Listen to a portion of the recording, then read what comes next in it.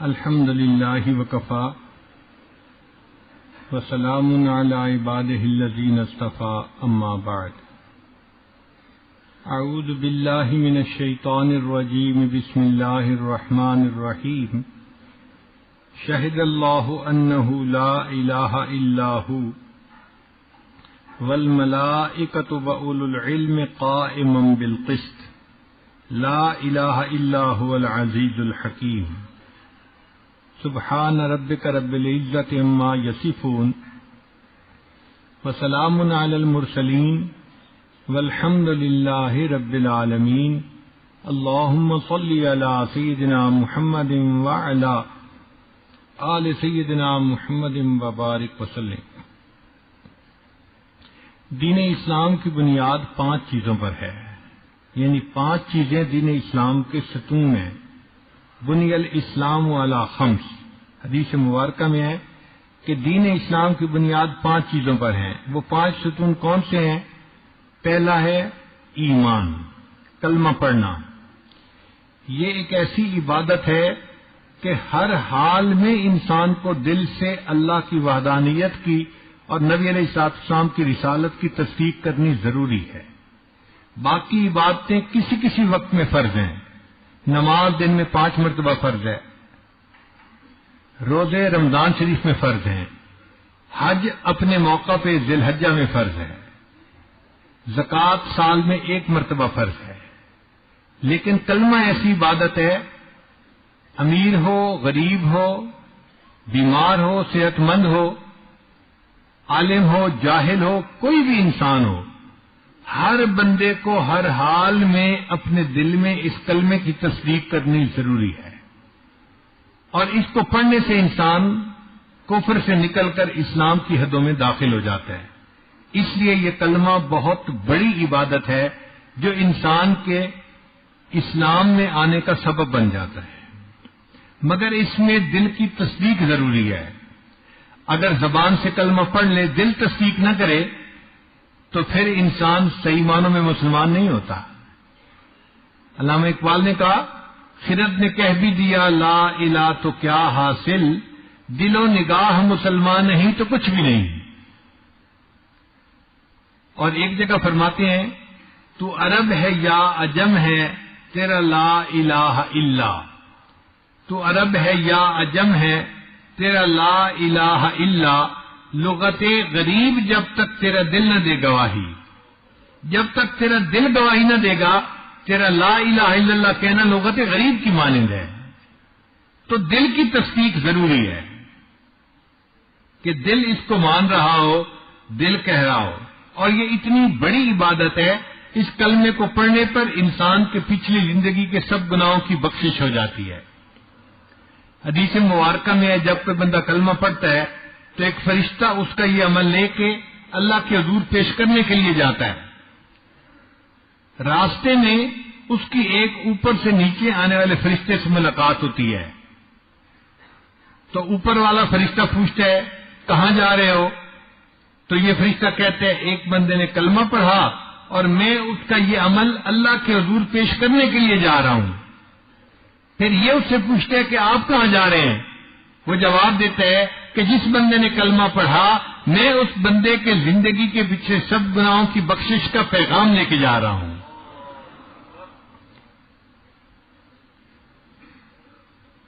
حضرت موسیٰ علیہ السلام کو طور پر جاتے تھے اور ان کی اللہ رب العزت سے ہم کلامی ہوتی تھی۔ آپ سوچئے یہ کیسی عجیب نعمت تھی جو اللہ نے ان کو عطا فرمائی، دنیا میں ہم کلامی کا شرف عطا فرمایا۔ تو ایک مرتبہ موسیٰ علیہ السلام نے سوچا کہ میں اللہ تعالیٰ سے کوئی خاص بات پوچھتا ہوں۔ عرض کیا، اے اللہ مجھے کوئی ایسی بات بتائیے کہ جو بس خاص میرے لیے ہو اور وہ میں کروں۔ اللہ نے فرمایا، میرے پیارے کلیم اللہ آپ یہ پڑھا کریں لا الہ الا اللہ۔ یا اللہ یہ تو وہ کلمہ ہے جو ساری مخلوق پڑھتی ہے، ہر ایمان لانے والا پڑھتا ہے، اس میں کون سی خاص بات ہے؟ فرمایا، اے میرے پیارے پیغمبر اسلام، اگر 7 زمینوں اور 7 آسمانوں کو ایک پلڑے میں رکھ دیا جائے اور میرے اس کلمے کو دوسرے پلڑے میں رکھ دیا جائے تو میرا کلمہ ان تمام سے بھاری ہو جائے. تو یہ کلمہ ایسا عجیب ہے کہ 14 طبق اس کے سامنے ہلکے ہیں.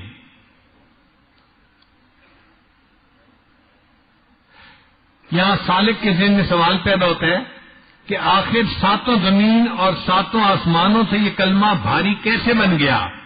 علماء نے اس کا جواب دیا ہے کلمہ اصل ہے اور 7 زمین اور 7 آسمان اس کا ذل ہے، اور ذل اپنی اصل سے ہلکا ہوا کرتا ہے. چنانچہ قیامت کے دن ایک آدمی کو پیش کیا جائے گا جس کے 99 دفتر گناہوں کے ہوں گے، اور ہر دفتر پہاڑ کی طرح بڑا ہوگا، اور وہ بندہ سمجھ رہا ہوگا کہ بس اب میرے لیے جہنم ہی ہے. اللہ تعالیٰ فرمائیں گے میرے بندے ہم تمہارے ساتھ ظلم نہیں کریں گے، تمہارا ایک عمل باقی ہے وہ بھی ہم تمہارے نیکیوں کے پلڑے میں رکھیں گے. تو ایک کاغذ کی چھوٹی سی پرچی ہوگی جس کو عربی میں بطاقہ کہتے ہیں. وہ کاغذ کی چھوٹی سی پرچی پر کچھ لکھا ہوا ہوگا، اس کو نیکیوں کے پلڑے میں رکھا جائے گا، اور اس کے رکھنے سے اس کی نیکیوں کا پلڑا 99 دفتروں سے زیادہ بھاری ہو جائے گا. وہ بندہ پوچھے گا یا اللہ یہ کیا عمل تھا جو اتنا بھاری؟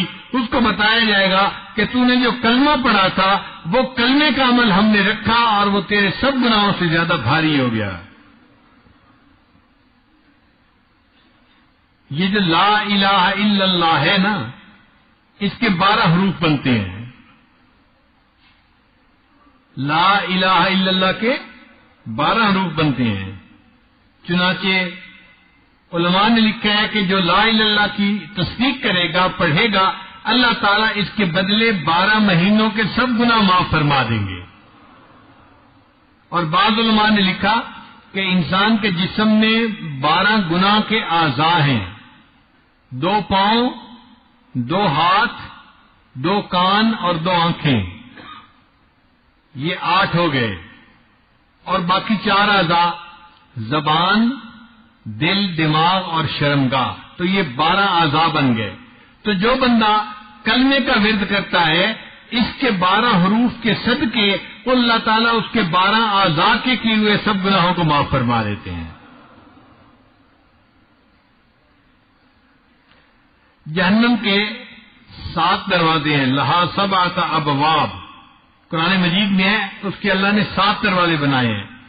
اور کلمے کے جو الفاظ ہیں وہ 7 بنتے ہیں، لا الہ الا اللہ محمد الرسول اللہ. تو سارے الفاظ کو ملائیں تو کتنے الفاظ بنے؟ 7 الفاظ بنے. تو جس بندے نے 7 الفاظ پر مشتمل یہ کلمہ پڑھ لیا، اللہ اس کے بدلے اس کے لیے جہنم کے 7 دروازوں کو بند کر دیں گے اور وہ انسان جہنم میں نہیں جائے گا.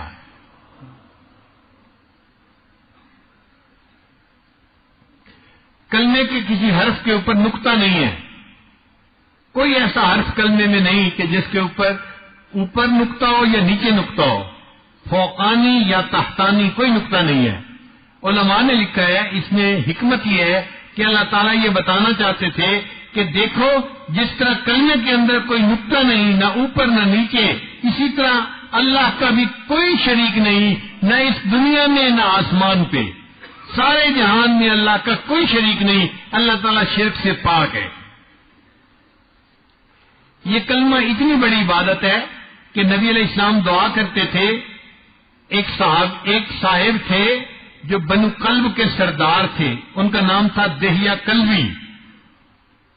تو نبی علیہ السلام ان کے ایمان لانے کی خواہش فرماتے تھے، تمنا فرماتے تھے. بنو کلب کا قبیلہ بڑا تھا اور ان کے مسلمان ہونے سے پورے قبیلے کے مسلمان ہونے کی توقع تھی. تو اللہ کے حبیب صلی اللہ علیہ وسلم کی وش تھی، تمنا تھی کہ یہ سردار مسلمان ہو جائے تو پورا قبیلہ مسلمان ہو جائے. اور اس قبیلے کے لوگ بکریاں پالتے تھے، ہر گھر والے 200-400 بکریاں پالتے تھے. حدیث پاک میں ہے کہ جب پورے قبیلے کے لوگ بکریاں نکالتے تھے تو 2 پہاڑوں کے درمیان کی پوری وادی بکریوں سے بھر جایا کرتی تھی. ایک دن دہیا کلبی نبی علیہ السلام کی خدمت میں حاضر ہونے لگے. جبریل السلام آئے، اے اللہ کے حبیب صلی اللہ علیہ وسلم تھوڑی دیر میں دہیا کلبی آپ کے پاس حاضر ہو رہے ہیں. تو نبی علیہ السلام خوش ہو گئے. اتنے میں دہیا کلبی بھی آ گئے. اللہ کے نبی صلی اللہ علیہ وسلم اٹھے اور آپ صلی اللہ علیہ وسلم نے اپنی چادر بچھائی اور کہا کہ دہیا کلبی اس چادر کے اوپر بیٹھیے. نبی اسلام نے فرمایا اذا اتاکم کریم قوم فاکرموہ، جب تمہارے پاس کسی قوم کا کوئی بڑا انسان آئے تم اس کا احترام کرو. دیکھو شریعت ہمیں یہ اخلاق سکھاتی ہے، اس میں مسلمان اور کافر کی کوئی تفریق نہیں. وہ اگر کسی قوم کا بھی بڑا ہے تم اس کا اکرام کرو. یہ کافر ہیں، نبی اسلام کے پاس آئے، اللہ کے محبوب صلی اللہ علیہ وسلم نے ان کے لیے چادر بچھائی، دہیا کلبی یہاں بیٹھو. مگر دہیا کلبی کا تو دل بدل چکا تھا. انہوں نے اس چادر کو اٹھایا، اس کو چوم کے اپنے آنکھوں سے لگایا. اے اللہ کے نبی صلی اللہ علیہ وسلم میں اس چادر کے اوپر نہیں بیٹھوں گا، بس میں تو غلام بن کے حاضر ہوا ہوں اور مجھے تو آپ کلمہ پڑھا کے مسلمان بنا دیجیے. نبی اسلام نے ان کو کلمہ پڑھا دیا تو دہیا کلبی رضی اللہ تعالیٰ عنہ کی آنکھوں سے آنسو جاری ہو گئے. نبی اسلام نے پوچھا دہیا اب رو کیوں رہے ہیں؟ اے اللہ کے نبی صلی اللہ علیہ وسلم میری عمر 60 سال ہو گئی اور میں نے 60 سال میں بہت گناہ کیے ہیں، بہت ظلم کیا، بہت ستم ڈھائے، بہت ناانصافیاں کی، میرے گناہ بہت بڑے ہیں. اب میں یہ پوچھتا ہوں کیا میرے گناہ معاف ہو جائیں گے؟ نبی اسلام نے فرمایا ذرا مجھے بتاؤ کہ تم نے ان 60 سالوں میں کیا گناہ کیے ہیں؟ دہیا کلبی نے کہا کہ 60 سال کے گناہ ایک طرف ہیں اور 60 سال کے بعد مجھے گھر میں بیٹی کا پیدا ہونا اچھا نہیں لگتا تھا. میں نے اپنے ہاتھوں سے اپنے قبیلے کی 70 معصوم بچیوں کو زندہ دفن کر دیا. تو زندہ 70 بچیوں کو دفن کرنے کا گناہ بھی ہے اور باقی گناہ اس کے علاوہ ہے. اب صحابہ کرام یہ سن کر حیران ہو گئے، اتنے بڑے گناہ. اب دیکھو نبی اسلام کیا جواب دیتے ہیں.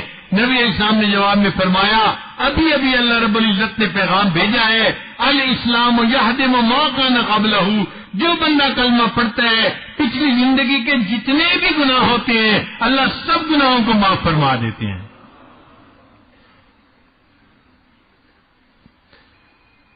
چنانچہ یہ کلمہ پڑھنا اس کو چھوٹا نہ سمجھیں، یہ بہت بڑا عمل ہے اور اس پر ہم اللہ کے حضور شکر ادا کریں کہ اللہ آپ نے ہمیں زندگی میں کلمہ پڑھنے کی توفیق عطا فرمائی.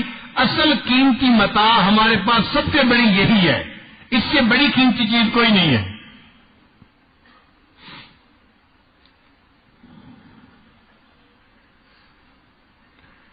حضرت ابو ہریرہ رضی اللہ تعالیٰ عنہ ایک مرتبہ نبی اسلام کی خدمت میں حاضر ہوئے تو پتہ چلا کہ نبی اسلام تو گھر سے باہر تشریف لے گئے. بڑے حیران، مسجد بھی نہیں، گھر بھی نہیں، کہاں تشریف لے گئے؟ تو حضرت ابو ہریرہ ان کو ڈھونڈنے کے لیے نکلے. کسی نے بتایا کہ نبی اسلام تو بنو نجار کے باغ کے اندر تشریف فرمائے ہیں. ابو ہریرہ کہتے ہیں کہ میں گیا تو وہاں پر ایک پانی کی کھال گزرتی تھی، نالی گزرتی تھی، اس کے لیے دروازے میں ایک دیوار میں سوراخ بنایا گیا تھا. میں اس سوراخ میں سے سمٹ کے اندر گیا کہ میں جلدی نبی علیہ السلام کی زیارت کر لوں. جب اللہ کے حبیب صلی اللہ علیہ وسلم کی خدمت میں پہنچا تو نبی علیہ السلام نے فرمایا ابو ہریرہ میرے پاس جبریل علیہ السلام تشریف لائے تھے اور انہوں نے آ کر یہ بتایا کہ جو بندہ بھی کلمہ پڑھ لے گا اللہ رب العزت کے اوپر ذمہ ہو جاتا ہے، اللہ تعالیٰ اس کو جنت عطا فرمائیں گے. ابو ہریرہ نے سے پوچھا اے اللہ کے حبیب صلی اللہ علیہ وسلم کیا یہ بات میں اور لوگوں کو بھی بتا سکتا ہوں؟ فرمایا ہاں بتا سکتے ہو. اے اللہ کے حبیب صلی اللہ علیہ وسلم میں اگر جا کے ان کو بتاؤں گا لوگ میری بات تو نہیں مانیں گے، تو مجھے پروف کے لیے کوئی ثبوت دے دیجیے. تو نبی علیہ السلام نے اپنے دونوں نالین دے دیے، یہ میرے جوتے لے جاؤ اور دکھاؤ کہ میرا ثبوت ہے کہ جو کلمہ پڑھے گا اللہ اس کے بدلے اس کو جنت عطا فرمائیں گے. ابو ہریرہ کہتے ہیں کہ میں نے وہ جوتے لیے اور میں بڑا خوش کہ میں جا کے لوگوں کو بتاؤں کہ اللہ تعالیٰ نے اس کلمہ پڑھنے پر جنت کا وعدہ فرما لیا. کہتے ہیں کہ میں باہر نکلا، آگے حضرت عمر رضی اللہ عنہ بھی نبی علیہ السلام کو تلاش کرنے کے لیے آ رہے تھے. میں نے کہا تمہیں پتہ ہے ایک نیا پیغام آیا ہے. کون سا؟ کہ جو کلمہ پڑھے گا اللہ تعالیٰ اس کو جنت عطا فرمائیں گے. وہ بھی عمر بن خطاب تھے، انہوں نے دونوں ہاتھوں سے اس طرح ان کے سینے پہ دھکا دیا کہ ابو ہریرہ پیچھے جا گرے. جب پیچھے گرے تو کہنے لگے کہ اچھا میں نبی اسلام کی خدمت میں جاتا ہوں بتانے کے لیے. ابو ہریرہ نبی السلام کی خدمت میں پیش ہوئے اور پیچھے پیچھے عمر رضی اللہ عنہ بھی آ گئے. تو ابو ہریرہ نے بتایا اے اللہ کے حبیب صلی اللہ علیہ وسلم آپ نے مجھے جو پیغام دے کے بھیجا تھا میں نے عمر فاروق کو سنایا, انہوں نے میرے ہاتھ پہ ایسے 2 ہاتھ مارے, میں پیچھے جا کے گرا. نبی السلام نے فرمایا عمر کیا تم نے ایسے کیا تھا؟ اے اللہ کے حبیب میں نے ایسے کیا تھا. عمر ایسے کیوں کیا تھا؟ تو عمر اللہ نے جواب دیا اخشا ان یتکل الناس علیہا فخلہم یعملون. اے اللہ کے حبیب صلی اللہ علیہ وسلم مجھے یہ ڈر ہوا اگر یہ بات لوگوں کو بتا دی جائے گی پھر عمل کوئی نہیں کرے گا, ہر بندہ کہے گا کلمہ پڑھ لیا جنت مل جائے گی, آپ لوگوں کو عمل کرنے دیجیے. تو نبی علیہ السلام نے فرمایا بہت اچھی بات ہے, لوگوں کو عمل کرنے دو. لیکن پیغام تو یہی تھا کہ جس نے کلمہ پڑھا اللہ اس کلمے کے بدلے اس کو جنت ضرور عطا فرمائیں گے. اب یہاں پر ایک سوال پیدا ہوتا ہے کہ نبی علیہ الصلوۃ والسلام نے خود کیوں نہیں منع کر دیا, خود تو بتا دیا, اور جب عمر اللہ نے فرمایا تو پھر کہنے لگے ٹھیک ہے لوگوں کو عمل کرنے دو. علماء نے اس کا جواب لکھا ہے کہ نبی علیہ السلام کی نگاہ مبارک اس وقت اللہ کی رحمت پر تھی. نبی علیہ السلام نے فرمایا جاؤ اللہ کی رحمت کو پیش نظر رکھتے ہوئے یہ پیغام دے دو, جو کلمہ پڑھے گا اللہ اس کے بدلے اسے جنت عطا فرمائیں گے. اور حضرت عمر رضی اللہ عنہ کی نظر اسباب پر تھی, لوگوں کے اعمال پر تھی. وہ سمجھ گئے اگر لوگوں کو پتہ چل گیا تو عمل کوئی بھی نہیں کرے گا, اس لیے لوگوں کو یہ بات بتانی نہیں چاہیے, ان کو عمل کرنے دینا چاہیے. ایک تیسری حدیث نبی علیہ الصلوۃ والسلام کی خدمت میں ابو ذر غفاری رضی اللہ تعالیٰ عنہ حاضر ہوئے تو نبی علیہ السلام اس وقت سو کر اٹھے تھے. نبی علیہ السلام نے فرمایا ابو ذر میرے پاس ابھی ابھی جبرائیل آئے اور انہوں نے آ کر یہ جو ہے نا خوشخبری دی کہ جو بندہ لا الہ الا اللہ محمد الرسول اللہ کو پڑھے گا, اس کی گواہی دے گا اور پھر پوری زندگی اس کے اوپر پکا رہے گا حتیٰ کہ اس کو اسی پر موت آ جائے گی, اس کے بدلے اللہ تعالیٰ اس کو جنت عطا فرمائیں گے. تو ابو ذر غفاری نے جب یہ سنا تو انہوں نے پوچھا اے اللہ کے حبیب صلی اللہ علیہ وسلم اگرچہ وہ شخص چوری بھی کرے اور زنا بھی کرے؟ نبی علیہ السلام نے فرمایا ہاں اگرچہ وہ شخص چوری اور زنا بھی کرے اللہ پھر بھی اس کو جنت عطا فرمائیں گے. انہوں نے پھر دوسری مرتبہ پوچھا, نبی علیہ السلام نے یہی جواب دیا. انہوں نے تیسری دفعہ پوچھا, نبی علیہ السلام نے یہی جواب دیا. انہوں نے چوتھی مرتبہ پوچھا اے اللہ کے حبیب صلی اللہ علیہ وسلم کلمہ گو بندہ اگرچہ زنا کرے اگرچہ چوری کرے پھر بھی اللہ جنت عطا فرمائیں گے؟ نبی علیہ السلام نے آخری مرتبہ فرمایا اللہ اس کو پھر بھی جنت عطا فرمائیں گے اگرچہ ابو ذر کی ناک خاک آلودہ ہو جائے. یعنی اگرچہ ابو ذر کو یہ بات اچھی نہ لگے اللہ پھر بھی اس کو جنت عطا فرمائیں گے. چنانچہ حضرت شاہ اسماعیل شہید رحمت اللہ علیہ تقویت الایمان میں لکھتے ہیں, ذرا توجہ سے بات سنیے گا. فرماتے ہیں دنیا میں بڑے بڑے گناہگار گزرے ہیں, فرعون, حامان, نمرود, شیطان, یہ بڑے بڑے گناہگار ہیں. وہ فرماتے ہیں اگر ان سب کے گناہوں کا جمع کر لیا جائے, مجموعہ کر لیا جائے اور کسی ایک بندے نے اتنے اکیلے گناہ کیے ہوں مگر وہ کلمہ پڑھے اور توحید کے اوپر قائم رہے تو اللہ تعالیٰ اس کلمے کے بدلے اس بندے کے گناہ کو بھی معاف فرما دیں گے. ہمارے سلسال یہ کہ بزرگ امام ربانی حضرت مجدد ثانی رحمت اللہ علیہ فرماتے ہیں من قبل بلا علت ہی, جو قبول ہوا وہ بغیر علت کے قبول ہوا. فرماتے ہیں کہ اس فقیر کو محسوس ہوا ہے کہ اگر سارے عالم کو صرف ایک مرتبہ کلمہ پڑھنے کے بدلے بخش دیا جائے تو اس کی بھی گنجائش موجود ہے. اگر سارے عالم کو ایک مرتبہ کلمہ پڑھنے کے بدلے اللہ تعالیٰ معاف کر دے تو اس کی بھی گنجائش موجود ہے. ایک مرتبہ کلمہ پڑھنے پر اللہ ساری مخلوق کے گناہوں کو بھی معاف فرما سکتے ہیں. فرماتے ہیں کاش ساری دنیا کی نسبت اس کے ساتھ ایسے ہوتی جو قندرے کو سمندر کے ساتھ ہے. اب تو میرا دل چاہتا ہے ایک کونے میں بیٹھ کر اس کلمے کو پڑھنے کی لذت ہی لیتا رہوں.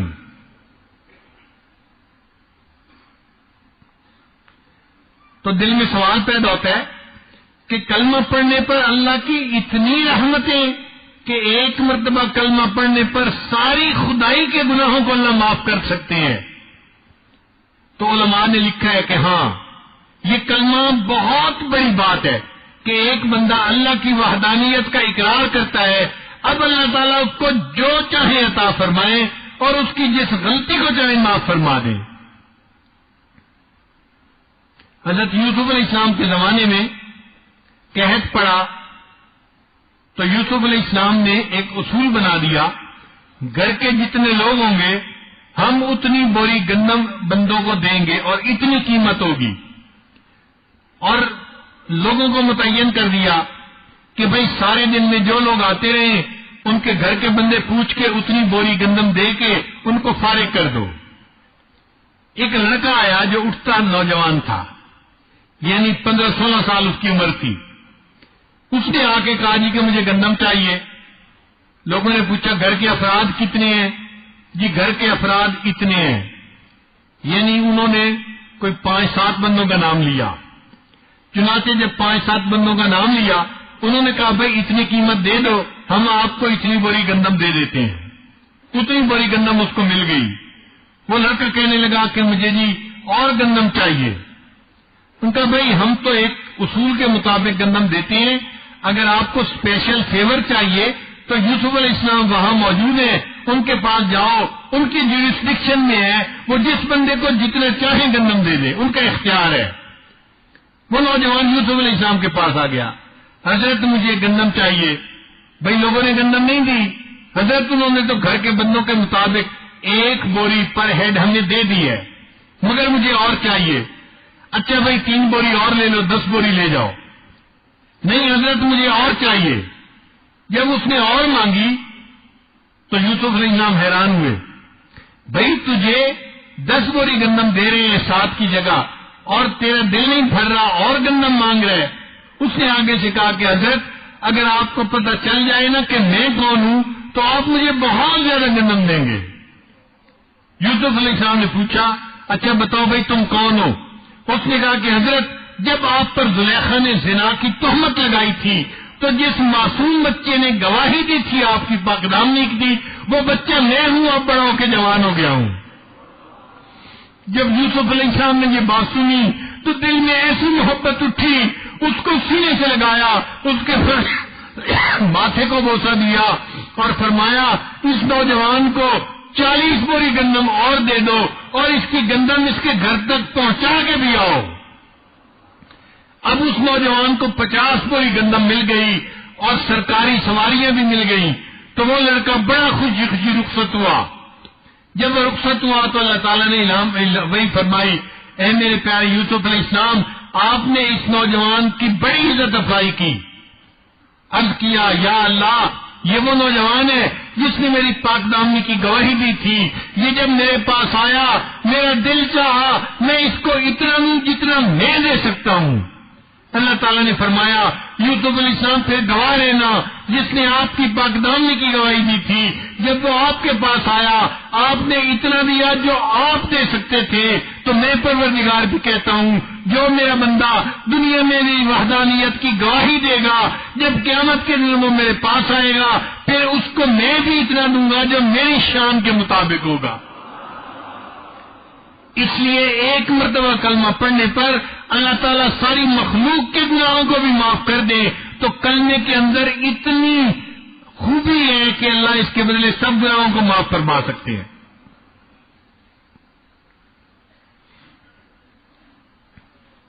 ویسے بھی اللہ رب العزت رحمان بھی ہیں رحیم بھی ہیں.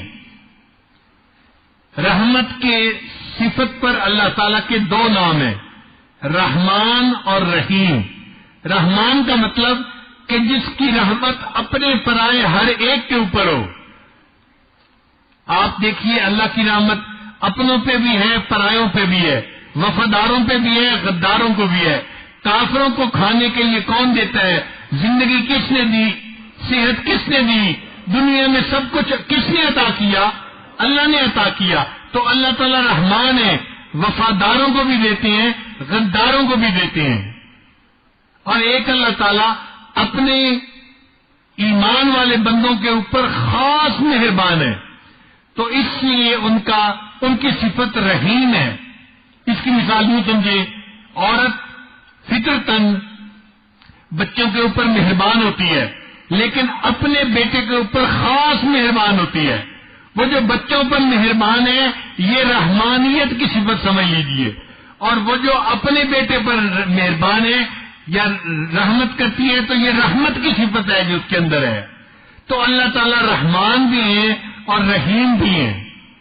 بعض علماء نے اس کا یہ معنی لیا کہ نہیں، رحیم کہتے ہیں کہ جس کے پاس رحمت بے انتہا ہو، جس کی رحمت کا کوئی حد و حساب ہی نہ ہو، اس کو رحیم کہتے ہیں، اور رحمان اس کو کہتے ہیں کہ جس کی رحمت خرچ بھی بے انتہا ہو رہی ہو۔ یہ دو الگ الگ خوبی ہوتی ہیں۔ ایک ہوتا ہے بندے کا مالدار ہونا، ضروری نہیں ہوتا کہ وہ مالدار ہے تو سخی بھی ہے، کنجوس بھی ہو سکتا ہے، اور ایک ہے بندے کا سخی ہونا، ضروری نہیں کہ یہ سخی تو ہے اور یہ مالدار بھی ہو، پلے کچھ نہیں تو سخاوت کیا کرے گی۔ ایک ہوتا ہے نہیں، مال بھی ہو اور بندے کے اندر سخاوت بھی ہو، یہ دو چیزیں ہوں تو یہ عجیب ہوتی ہیں۔ اب اللہ تعالیٰ رحمان بھی ہے، رحیم بھی ہے۔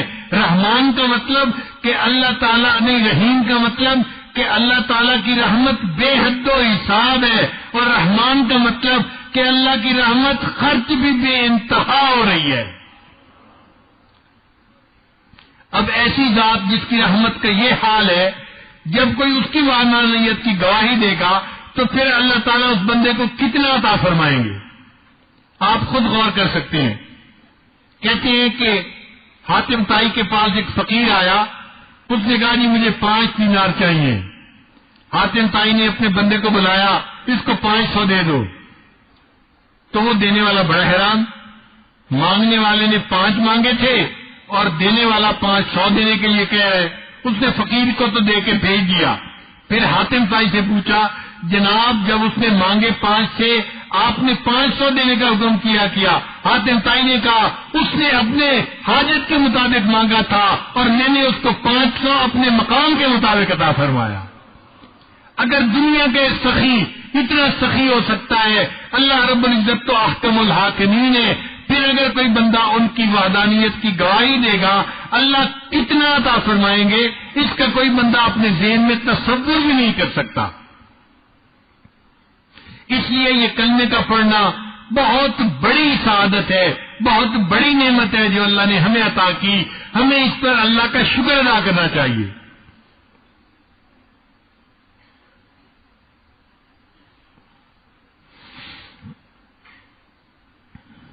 مسلم شریف کی روایت ہے، اللہ رب العزت نے اپنی رحمت کے 100 حصے کیے اور اس میں سے ایک حصہ اللہ نے پوری مخلوق کے اندر تقسیم کیا، ایک حصہ۔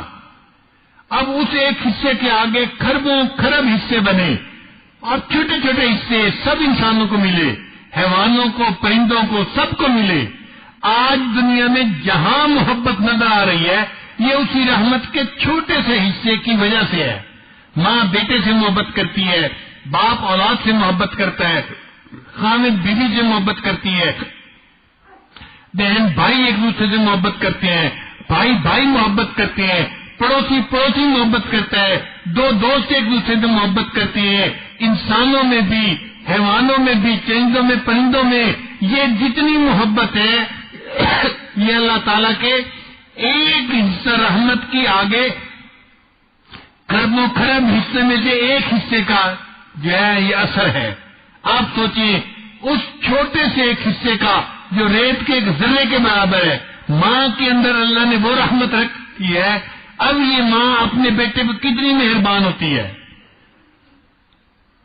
لوگ کہتے ہیں جی اللہ تعالیٰ کو 70 ماؤں کے برابر محبت ہے، بھائی یہ بات غلط ہے، ٹھیک نہیں ہے۔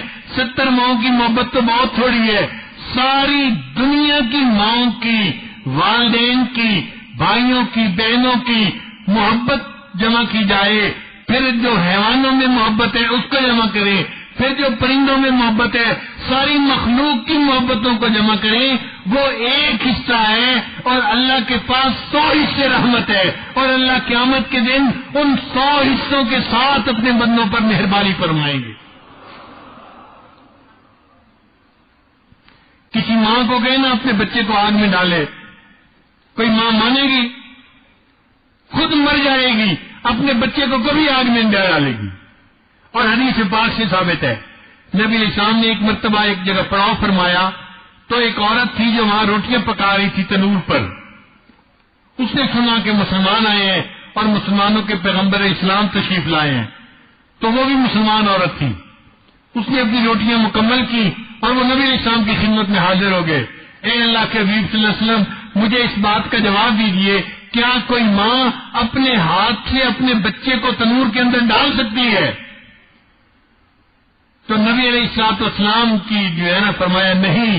اس نے کہا پھر یہ کیسے پاسبل ہے کہ اللہ تعالیٰ اپنے بندے کو جہنم کی آگ میں ڈال دیں، جبکہ اللہ تعالیٰ ماں سے زیادہ بندے سے محبت کرتے ہیں؟ تو نبی علیہ الصلوۃ والسلام نے سر جھکا لیا۔ حدیث پاک میں اللہ کے محبوب صلی اللہ علیہ وسلم کی آنکھوں میں آنسو آ گئے، آپ کافی دیر روتے رہے اور کافی دیر کے بعد فرمایا کہ اللہ تعالیٰ تو کسی کو جہنم میں نہیں ڈالنا چاہتے، بندے اپنے گناہوں کی وجہ سے جہنم میں جائیں گے۔ تو ایک ماں کی محبت اگر ایسی ہے تو اللہ تعالیٰ کی محبت کا تصور کیجئے، اللہ کو بندوں سے کتنا پیار ہوگا۔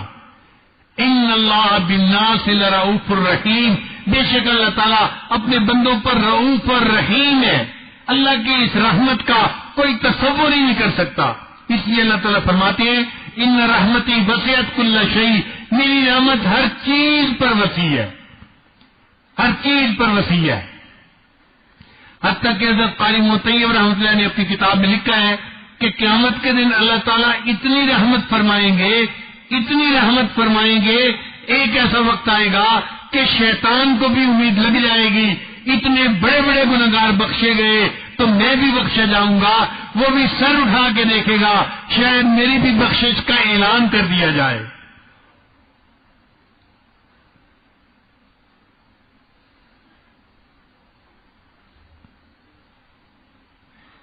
تو جو کلمہ ہم نے پڑھا اس کی اللہ کے ہاں بڑی قدر ہے، اس لیے کلمہ پڑھنے والے بندے کا ہمیشہ احترام کرنا چاہیے۔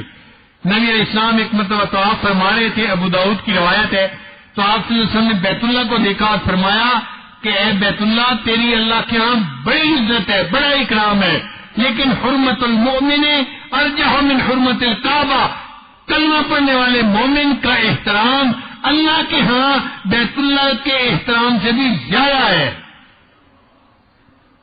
اب اللہ کے ہاں تو کلمہ پڑھنے والے کا احترام بیت اللہ سے بھی زیادہ۔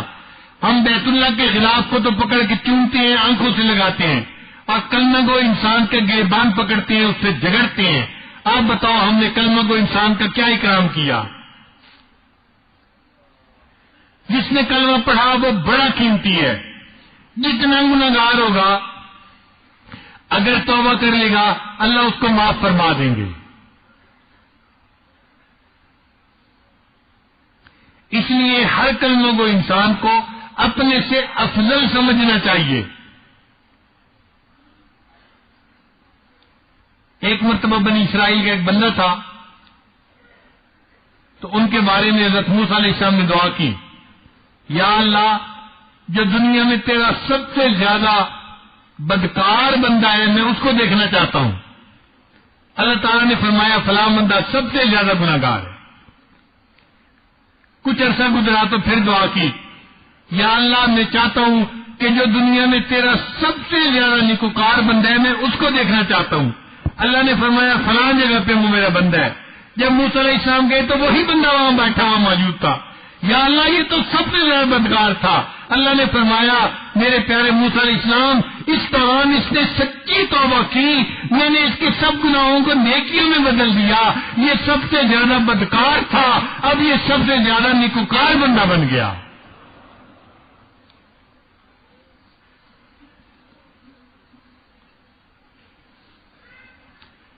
تو اللہ تعالیٰ نے یہ رحمت کے دو نام بسم اللہ میں استعمال فرمائے ہیں، بسم اللہ الرحمن الرحیم۔ امام راضی رحمۃ اللہ علیہ یہاں پہ ایک نقطہ لکھتے ہیں، فرماتے ہیں کہ اللہ تعالیٰ نے حضرت نوح علیہ السلام کو بسم اللہ صرف عطا کیے تھے، دو لفظ بسم اللہ۔ وہ بسم اللہ مجرہا پڑھتے تھے تو طوفان میں کشتی چل پڑتی تھی، اور بسم اللہ مرسا پڑھتے تھے تو کشتی رک جاتی تھی. اسی بسم اللہ کے الفاظ سے آن بٹن بھی دب جاتا تھا اور اسی سے آف بٹن بھی دب جاتا تھا. تو وہ فرماتی ہیں کہ نوح علیہ السلام کو یہ 2 لفظ ملے تھے اور اس 2 لفظوں میں ان کی کشتی دنیا کے اتنے بڑے طوفان میں سے پار نکل گئی. وہ فرماتی ہیں کہ جب ہماری کشتی کے جو بڑے ہیں وہ اللہ کے محبوب صلی اللہ علیہ وسلم ہیں اور اللہ نے اس امت کو بسم اللہ الرحمن الرحیم، رحمان اور رحیم کے 2 لفظ اور بھی عطا فرمائے، تو اس کی برکت سے اللہ تعالیٰ اس امت کو قیامت کے پل صراط کے اوپر بحفاظت کیوں نہیں پار نکالیں گے. تو یقینی بات ہے کہ بسم اللہ الرحمن الرحیم کی برکت سے اللہ تعالیٰ نبی علیہ السلام کی امت ہونے کے صدقے اس امت کو پل صراط کے اوپر بحفاظت پار اتار دیں گے.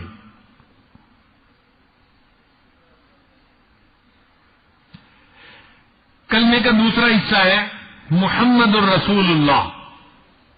پہلا حصہ تھا لا الہ الا اللہ اور دوسرا حصہ ہے محمد الرسول اللہ، نبی علیہ السلام کی رسالت کی تصدیق کرنا. اللہ تعالیٰ نے اپنے حبیب صلی اللہ علیہ وسلم کو دنیا میں رحمت للعالمین بنا کے بھیجا ہے.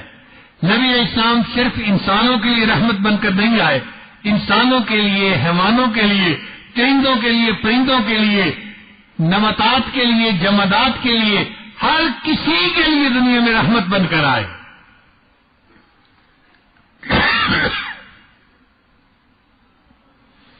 چنانچہ نبی علیہ السلام امت کے اوپر بہت شفیق تھے، بہت مہربان تھے.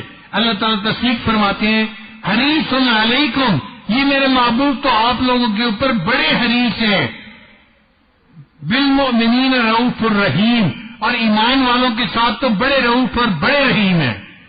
اب جن کی رافت اور رحمت کے تذکرے اللہ قرآن میں فرماتے ہیں ان کو امت کے اوپر کتنی محبت ہوگی، کتنی مہربانی ہوگی. اس لیے اللہ کے حبیب صلی اللہ علیہ وسلم رات کے وقت میں امت کے لیے دعائیں کرتے تھے، یا رب امتی امتی پکارا کرتے تھے اور رویا کرتے تھے.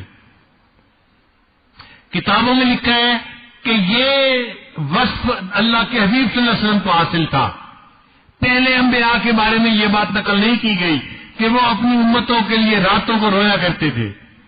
نبی علیہ السلام کے بارے میں ہے کہ وہ راتوں کو یا رب امتی کہہ کے رویا کرتے تھے. ایک دفعہ اللہ کے حبیب صلی اللہ علیہ وسلم اتنا روئے کہ آپ کے آنسو مبارک جو تھے وہ آپ کے سینے کے اوپر گرے اور کپڑا گیلا ہو گیا.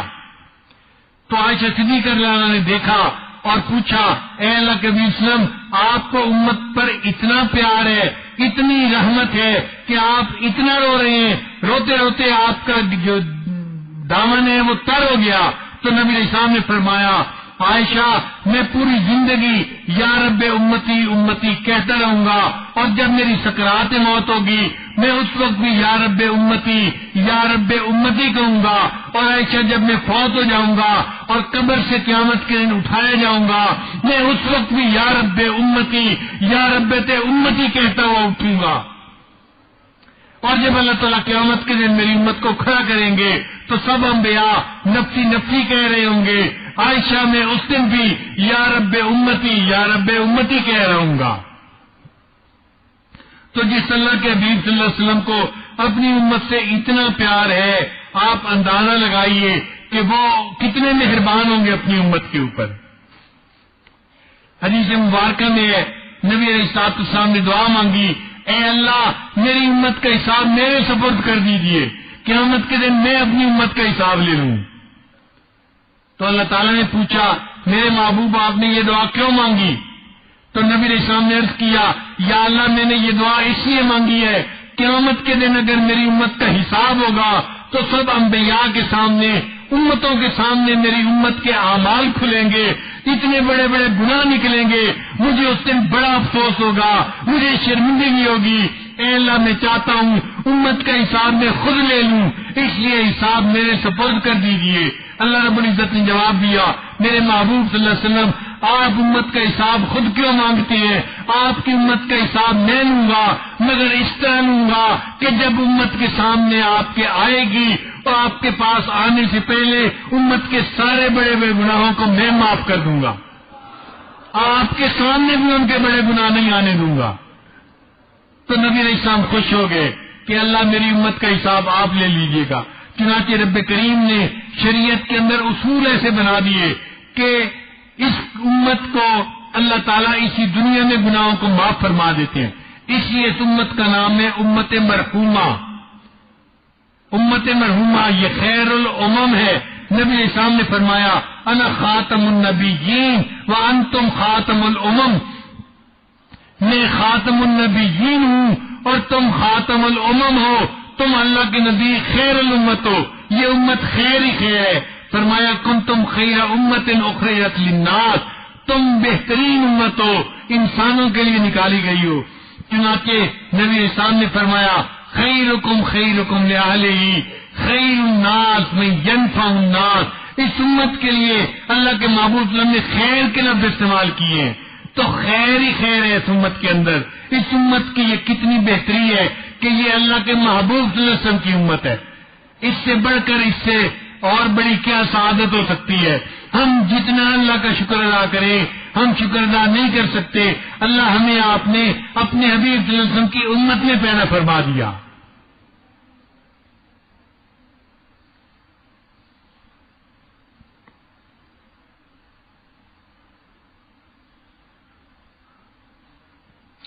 شاعر نے کہا خدایا تو کریمی اور رسول تو کریم سب شکر کے ہستین میان دو کریم. اے اللہ آپ بھی کریم ہیں اور آپ کے حبیب صلی اللہ علیہ وسلم بھی کریم ہے. میں کتنا شکر ادا کروں, 100 بار شکر ادا کروں کہ میں دو کریموں کے درمیان ہوں. اللہ آپ بھی کریم ہیں, بخشنے والے ہیں, اور آپ کے محبوب صلی اللہ علیہ وسلم بھی کریم ہے. جب میں ان دو کریموں کے درمیان ہوں تو میں کتنا شکر ادا کروں, میں شکر ہی ادا نہیں کر سکتا. چنانچہ اللہ رب العزت ارحم الراحمین ہے, وہ بندے کے گناہ کو اسی دنیا میں معاف فرما دیتے ہیں. حدیث مبارک ہے, ذمہ داری سے بات عرض کر رہا ہوں. نبی علیہ السلام نے فرمایا اللہ تعالیٰ نے میری امت کے عذاب کو دنیا ہی میں رکھ دیا ہے. تمہیں آپس میں ایک دوسرے سے جو تکلیفیں پہنچتی ہیں اس کے بدلے اللہ تمہارے گناہ کو معاف کر دیتا ہے اور قیامت کے دن تمہیں اس کا عذاب نہیں دیا جائے گا. یہ جو ایک دوسرے سے تکلیف پہنچتی ہے نا, حسد کی وجہ سے, دشمنی کی وجہ سے, یا ایک دوسرے کی بیوقوفی کی وجہ سے, تو اسی کو اللہ تعالیٰ قیامت کے دن گناہوں کا کفارہ بنا دیتے ہیں دنیا میں. اس لیے اگر بہو کو ساس تنگ کرے تو دکھی نہ ہو, بس یہی دل کو سمجھائے اللہ میرے قیامت کے عذاب کو دنیا ہی میں جو ہے وہ دے رہے ہیں اور قیامت کے دن اللہ مجھے سرخرو فرمائیں گے. بہو ساس کو تنگ کرے, لڑائی کرنے کی ضرورت نہیں, یہی سمجھے یہ مجھے ٹف ٹائم دے رہی ہے, اس کے بدلے اللہ تعالیٰ قیامت کے دن میرے معاملے کو آسان فرما دیں گے.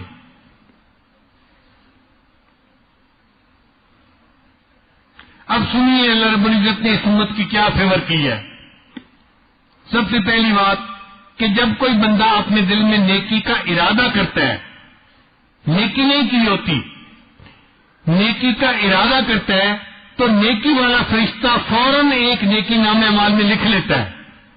ابھی نیکی کی نہیں, ارادہ کیا ہے, ارادے پر ایک نیکی لکھ لی جاتی ہے. اور جب وہ بندہ نیکی کر لیتا ہے تو یہ فرشتہ ایک نیکی کے بدلے میں 10 نیکیاں نامہ اعمال میں لکھ دیتا ہے. من جاء بالحسنۃ فلہ عشر امثالھا. اللہ فرماتے ہیں جو میرے پاس ایک نیکی لائے گا میں اس کو ایک کے بدلے 10 بدلے عطا فرما. تو نیکی کا ارادہ کیا, ایک نیکی لکھی گئی ارادے پر, اور جب کر لی تو 10 نیکیاں لکھ دی گئیں. اس کے بدلے میں گناہ کا ارادہ کیا, گناہ نہیں لکھا جاتا. اب اس بندے نے گناہ کا ارتکاب کر لیا تو گناہ لکھنے والا فرشتہ گناہ ابھی بھی نہیں لکھ سکتا. حدیث پاک میں ہے اللہ تعالیٰ نے گناہ لکھنے والے فرشتے کو نیکی لکھنے والے فرشتے کا ماتحت بنا دیا ہے. وہ اس سے اجازت لیتا ہے, جب NOC ملتا ہے پھر یہ گناہ لکھتا ہے.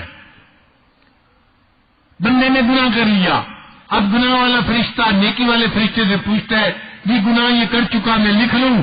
وہ کہتے ہیں کہ تمہیں کیا جلدی ہے,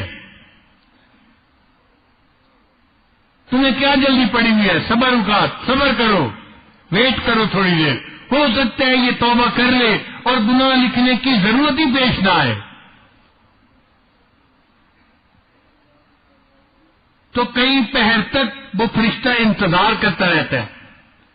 جب وہ پھر بھی توبہ نہیں کرتا اور جب اتنی دیر بعد بھی اس کے دل میں ندامت نہیں ہوتی، تب نیکی والا فرشتہ کہتے ہیں اس نے گناہ بھی کیا، توبہ بھی نہیں کی، دل میں ندامت بھی نہیں ہوئی، اچھا اب تم گناہ لکھ سکتے ہو۔ ایک گناہ لکھا جاتا ہے، نیکی کی تھی 10 نیکیاں لکھی تھیں، گناہ کیا تو ویٹ بھی کیا اور ویٹ کرنے کے بعد لکھنے کا وقت آیا تو ایک گناہ لکھا۔ دیکھو یہ اللہ کی کتنی بڑی رحمت ہے۔ اور اس دوران اگر اس بندے نے توبہ نہیں کی لیکن دل کے اندر اس کو افسوس ہوا میں نے جو یہ کیا ہے میں نے برا کیا، میں نے اچھا نہیں کیا، میں اس پر نادم ہوں، یہ دل کی ندامت کو اللہ قبول کر کے توبہ بنا دیتے ہیں اور بندے کے گناہ کو معاف فرما دیتے ہیں۔ حدیث پاک میں الندم توبۃ، اللہ تعالیٰ کے ہاں بندے کی ندامت اس کے لیے توبہ کی مانند ہوتی ہے۔ پھر ایک دوسرا مسئلہ، نبی علیہ السلام نے فرمایا اللہ تعالیٰ میری امت کے لوگوں کی نیکیوں کو پالتے ہیں، بڑا کرتے ہیں، وقت کے ساتھ ساتھ وہ بڑا ہوتی جاتی ہیں۔ جیسے ایک پودا ہوتا ہے بڑا ہو کے درخت بن جاتا ہے، اسی طرح نیکی کا پودا بندہ لگاتا ہے، اللہ تعالیٰ اس درخت کو بڑا کرتے رہتے ہیں، حتیٰ کہ ایک نیکی کی بجائے 10 نیکیاں لکھی جاتی ہیں، یہاں تک کہ ایک وقت آتا ہے اللہ تعالیٰ ایک نیکی کو 700 نیکیاں بنا دیتے ہیں۔ ایک نیکی کے بدلے میں 700 نیکیاں۔ اب اس سے اگلی بات سنیے اور مزیدار، جب بندہ جاگ رہا ہوتا ہے تو نیکی اور گناہ کے دونوں فرشتے مصروف ہوتے ہیں۔ یہ دیکھ رہا ہے نیکی ہے اگر اس نے جائز چیز کو دیکھا، اگر حرام کو دیکھا تو گناہ ہے، تو وہ لکھ رہے ہوتے ہیں۔ حتیٰ کہ جب بندہ سو جاتا ہے اس وقت دونوں فرشتے فارغ ہوتے ہیں، مگر اللہ تعالیٰ فرشتوں کو فارغ نہیں رہنے دیتے۔ نیکی والے فرشتے کو اللہ حکم فرماتے ہیں اب یہ میرا بندہ سو گیا، اب تم فارغ ہو، فارغ کیوں بیٹھے ہو؟ ایک نیکی کے بدلے اس کے نام اعمال میں سے 10 گناہوں کو مٹا دو۔ تو وہ نیکی والا فرشتہ جتنی دیر بندہ سویا ہوا ہوتا ہے ایک نیکی کے بدلے 10 گناہوں کو مٹا رہا ہوتا ہے، نام اعمال میں گناہ کا وجود ہی نہ رہے۔ حدیث پاک میں نبی اسلام نے فرمایا جو بندہ سونے سے پہلے 33 مرتبہ سبحان اللہ پڑھتا ہے، 33 مرتبہ الحمدللہ پڑھتا ہے، 34 مرتبہ اللہ اکبر پڑھ کے پھر سوتا ہے، اس کی نیند کے دوران اللہ اس کے نام اعمال سے گناہوں کو مٹا دیتے ہیں۔ اس عمل کو باقاعدگی سے کرنا چاہیے تاکہ ہمارے نام اعمال میں سے گناہوں کو نکال ہی دیا جائے۔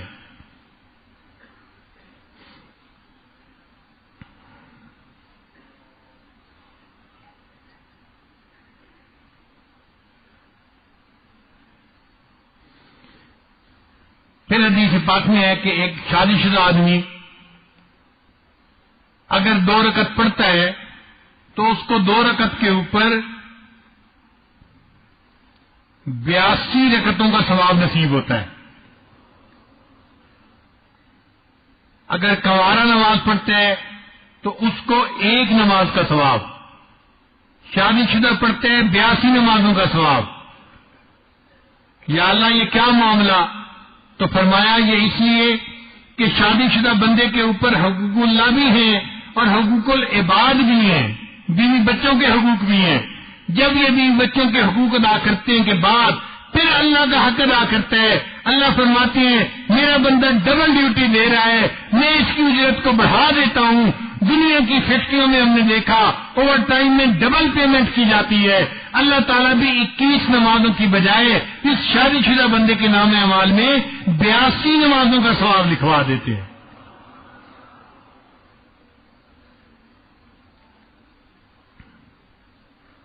پھر بندے کو دنیا میں جو بھی تکلیف پہنچتی ہے، کانٹا چبھے، بیماری ہو، کوئی کسی وجہ سے ناگواری ہو، ٹھوکر لگے، اس کے بدلے اللہ اس کے گناہوں کو معاف کر دیتے ہیں. یہاں تک فرمایا کہ ایک مومن کے کرتے میں 2 جیبیں تھیں اور اس نے اپنی کار کی چابی ایک جیب میں ڈالی تھی. جب نکالنے کا وقت آیا تو اس نے دوسری جیب میں ہاتھ ڈال دیا. اب جب دیکھا تو جیب میں چابی نہیں, تو اس کو ایک شوق ہوا, مینٹل شوق جس کو کہتے ہیں, ایک شوق ذہن میں لگا, وہ میری چابی کہاں گئی؟ پھر اس نے دوسرے میں ہاتھ ڈالی تو چابی مل گئی. فرمایا یہ جو ایک لمحے کے لیے اس کو ٹینشن ملی, اللہ اس کے بدلے 20 کے گناہوں کو معاف فرما دیتے ہیں. اللہ تیری رحمت پہ قربان جائیں کہ تو نے اپنے بندوں کے لیے کتنی مہربانی کا معاملہ فرما دیا. پھر ایک دوست کی دعا پر اللہ تعالیٰ دوسرے دوست کی دعا کو معاف قبول فرما لیتے ہیں. دوست کے پیٹھ پیچھے جو دعا کرتا ہے اللہ اس کو قبول فرما لیتے ہیں. کیوں کہ پیٹھ پیچھے جو دعا کی جاتی ہے وہ اخلاص کی وجہ سے کی جاتی ہے. یہ اخلاص کی وجہ سے دعا کر رہا ہے, اللہ اس کی دعا اس کے دوست کے حق میں قبول فرما رہے ہیں.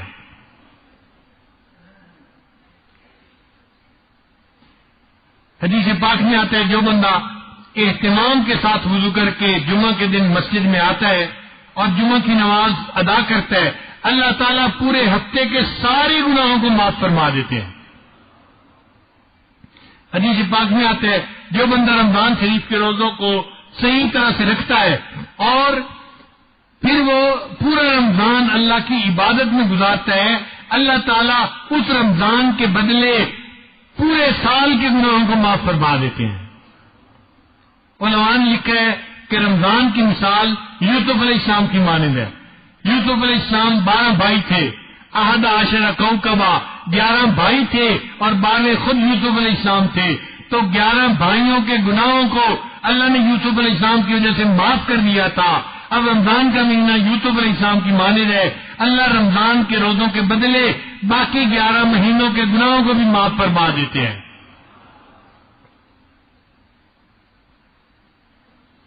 پھر بندہ حج کرتا ہے, اللہ حج کی وجہ سے پچھلی زندگی کے سب گناہوں کو معاف فرماتا ہے. حدیث پاک میں نبی اسلام نے فرمایا جس بندے نے حج مبرور کیا رجا یومن ولدت امہ, وہ اس طرح سے گناہوں سے پاک ہو کے لوٹتا ہے جیسے اس کی ماں نے اس کو آج جنم دیا ہو, آج پیدا ہوا ہو. جس دن پیدا ہوا تھا جیسے اس دن گناہوں سے پاک تھا, حج کرنے کے بعد یہ گناہوں سے اس طرح پاک ہو جاتا ہے.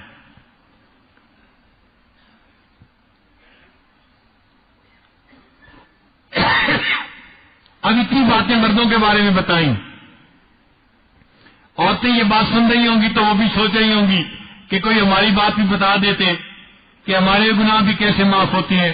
حدیث مبارکہ سنیے, نبی اسلام نے ارشاد فرمایا جو عورت اپنے خامد کی وجہ سے حاملہ ہوتی ہے جس لمحے حمل قرار پکڑتا ہے اللہ تعالیٰ اس کی پچھلی زندگی کے سب گناہوں کو معاف فرما دیتے ہیں. اور پھر ارشاد فرمایا کہ وہ عورت جب بچے کو جنتی ہے تو جس لمحے بچے کی پیدائش ہوتی ہے اللہ تعالیٰ اس کے زندگی کے پچھلے سب گناہوں کو پھر معاف فرما دیتے ہیں. اور پھر وہ عورت اپنے بچے کی تربیت کرتی ہے, پرورش کرتی ہے, اور وہ بچہ بولنا شروع کرے تو بولنے کے وقت سب سے پہلے اللہ کا نام لے. تو جو بچہ زندگی میں سب سے پہلے اللہ کا نام لے گا اللہ تعالیٰ اس کے ماں باپ کے پچھلے سارے گناہوں کو پھر معاف فرما دیتے ہیں. تو ایک بچے کی پیدائش پر عورت کے 3 مرتبہ زندگی کے گناہوں کو معاف کر دیا گیا.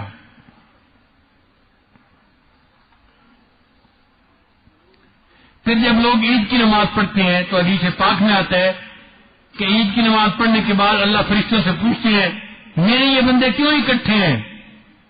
وہ جواب دیتے ہیں یا اللہ یہ مزدور ہیں جنہوں نے پورا 1 مہینہ مزدوری کی, ابھی آپ سے مزدوری مانگنے کے لیے اکٹھے ہوئے ہیں. اللہ فرماتے ہیں ان کو بتا دو رمضان کے روزے اور تراویحوں کے بدلے میں نے ان کے زندگی کے پچھلے سب گناہوں کو معاف فرما دیا. قوموا مغفورا لکم, حدیث کے الفاظ ہیں کھڑے ہو جاؤ بخشے بناؤ, میں نے تمہارے برائیوں کو تمہاری نیکیوں میں تبدیل فرما دیا.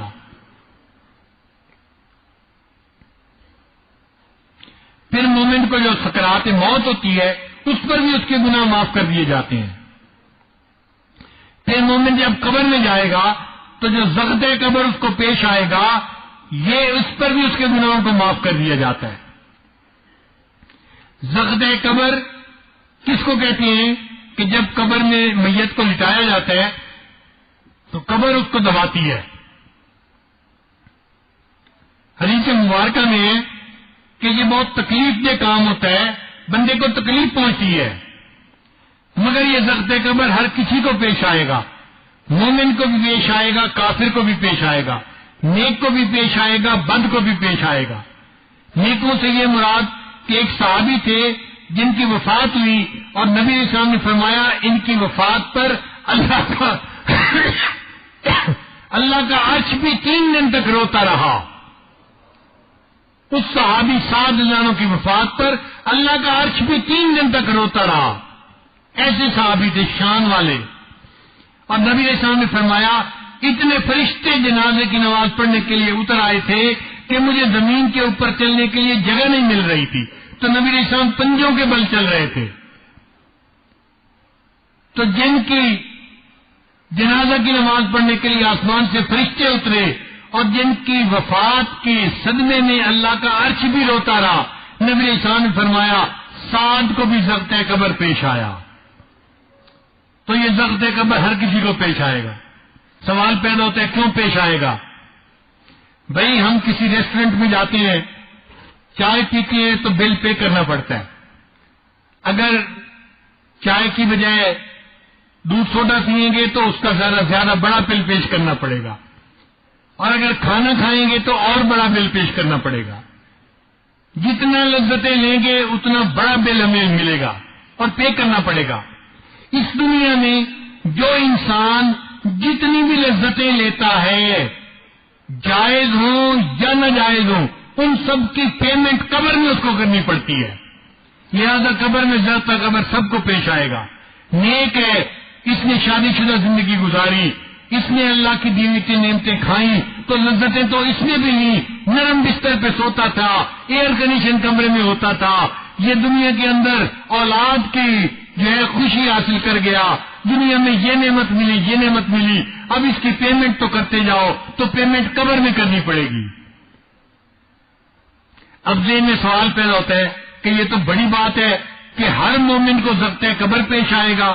علماء نے لکھا پیش تو ہر ایک کو آئے گا, مگر کیفیت میں فرق ہوگا. کیفیت میں کیسے فرق ہوگا؟ آپ کو اگر سر درد ہو رہی ہو تو آپ خود بندے کو بلاتے ہیں یا ذرا میرا سر دبا دو. اب سر دبایا جاتا ہے نا, لیکن سر دبانے سے آپ کو تنگی ہو رہی ہوتی ہے یا خوشی ہو رہی ہوتی ہے, راحت مل رہی ہوتی ہے. آپ کہتے ہیں یار تھوڑی دیر اور دبا دو. تو مومن کو جو ضغط قبر پیش آئے گا وہ نبی علیہ الصلوۃ والسلام کے امتی ہونے کی برکت سے سر کے دبانے کی طرح ہوگا. مومن کو اس سے راحت ملے گی, عذاب نہیں ہوگا. لیکن کافر کو جو ضغط قبر پیش آئے گا وہ اس کی ہڈیوں کو توڑ کے رکھ دے گا. نبی اسلام کافر کی ایک طرف کی پسلیاں دوسری طرف کو چلی جائیں گی اور اس کو انتہائی تکلیف ہوگی. تو کافر کو ضغط قبر عذاب کے طور پہ ہوگا, مومن کے لیے ضغط قبر راحت کے طور پہ ہوگا. پھر قیامت کے دن مومن کو اٹھایا جائے گا تو قیامت کے دن اللہ تعالیٰ جو قیامت کی وحشت ہوگی, ہیبت ہوگی, خوف ہوگا, اس کی وجہ سے بھی مومنوں کے گناہوں کو معاف فرما دیں گے. تو قیامت کے دن تک مومن کے گناہ معاف ہوتے رہیں گے. اتنا اللہ گناہ معاف کریں گے کہ جب حساب کتاب کا وقت ہوگا اور امت کا حساب اللہ لیں گے تو نبی علیہ الصلوۃ والسلام کو امت کے نام مال میں بڑے گناہ نظر ہی نہیں آئیں گے. اور اگر کوئی بڑے گناہ والا بھی ہوگا تو اللہ تعالیٰ اس کے لیے عجیب ہیلا فرمائیں گے. حدیث پاک میں ہے اللہ تعالیٰ ایک بندے کو بلائیں گے اور اس کے گرد چاروں طرف اپنے نور کی چادر تان لیں گے, کوئی اس کو نہیں دیکھ سکے گا. پھر اللہ تعالیٰ اس کے نام اعمال کو کھولیں گے, اے بندے تیرا یہ گناہ بھی ہے, تیرا یہ گناہ بھی ہے, تیرا یہ گناہ بھی ہے.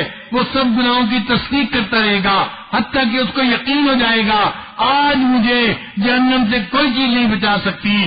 پھر اللہ فرمائیں گے اچھا ہم نے دنیا میں تیرے ان گناہوں کی پردہ پوشی کی, ہم آج بھی پردہ پوشی کرتے ہیں اور ان گناہوں کو نیکیوں میں تبدیل کر دیتے ہیں. اللہ اس کے سارے گناہوں کو نیکیوں میں تبدیل کر دیں گے. پھر جب پردہ ہٹے گا ساری مخلوق دیکھے گی, لوگ سمجھیں گے شاید یہ انبیاء میں سے کوئی نبی ہے جس کے نام اعمال میں کوئی گناہ ہی درج نہیں, حالانکہ وہ خطا کار بندہ ہوگا. اللہ اپنی رحمت سے اس کے گناہوں کو معاف فرما چکے ہوں گے.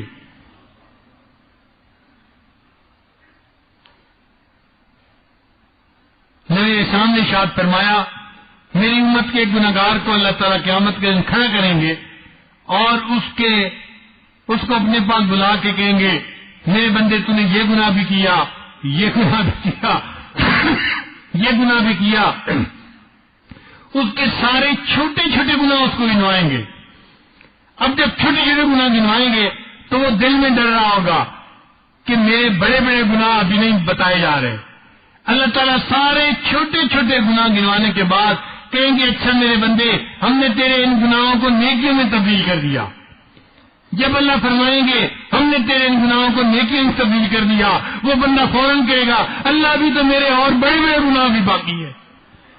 حدیث مبارکہ میں نبی علیہ الصلوۃ والسلام یہ بات فرمانے کے بعد کھل کھلا کے ہنسے. صحابی کہتے ہیں کہ نبی علیہ السلام کے حلق میں جو کوا ہوتا ہے میں وہ بھی دیکھ رہا تھا, نبی علیہ السلام اتنا اونچا ہنس رہے تھے اس حدیث کو سنا کے کہ جب چھوٹے چھوٹے گناہ بنائیں گے پھر تو چپ رہے گا, جب کہیں گے نیکیاں بنا دی کہے گا اللہ میرے تو بڑے بڑے گناہ بھی باقی ہیں ان کو بھی نیکیاں بنا دیجیے. اللہ ان گناہوں کو بھی نیکیوں میں تبدیل فرما دیں گے. تو اس امت کے ساتھ اللہ کا قیامت کے دن عجیب معاملہ ہوگا. ایک نیکی کی وجہ سے اللہ تعالیٰ 2 گناہگاروں کو جنت عطا فرمائیں گے, ایک نیکی کی وجہ سے. حدیث پاک میں ہے ایک بندہ ہوگا اس کے پاس ایک نیکی تھوڑی ہوگی, ایک گناہ زیادہ ہوگا. فرشتے کہیں گے اگر تو تیرے پاس یہ نیکی اور ہوتی تو گناہ اور نیکی برابر ہو جاتے, ہم تمہیں اللہ کی رحمت سے جنت بھیج دیتے. اب گناہ زیادہ ہے نیکی کم ہے, ہم تمہیں جنت نہیں بھیج سکتے, تمہیں جنت جانا پڑے گا. وہ کہے گا اچھا کیا میں نیکی کسی سے لے سکتا ہوں؟ فرشتے کہیں گے اللہ کے حکم سے ہاں تم لے سکتے ہو تو لے لو. وہ ماں سے مانگے گا, باپ سے مانگے گا, بیوی سے مانگے گا, بھائی سے مانگے گا, کوئی نیکی دینے کے لیے تیار نہیں ہوگا. وہ بندہ بڑا پریشان ہوگا, آج کوئی جو ہے مجھے نیکی دینے کے لیے تیار نہیں. وہ روئے گا اور زارو قطار کھڑا رو رہا ہوگا.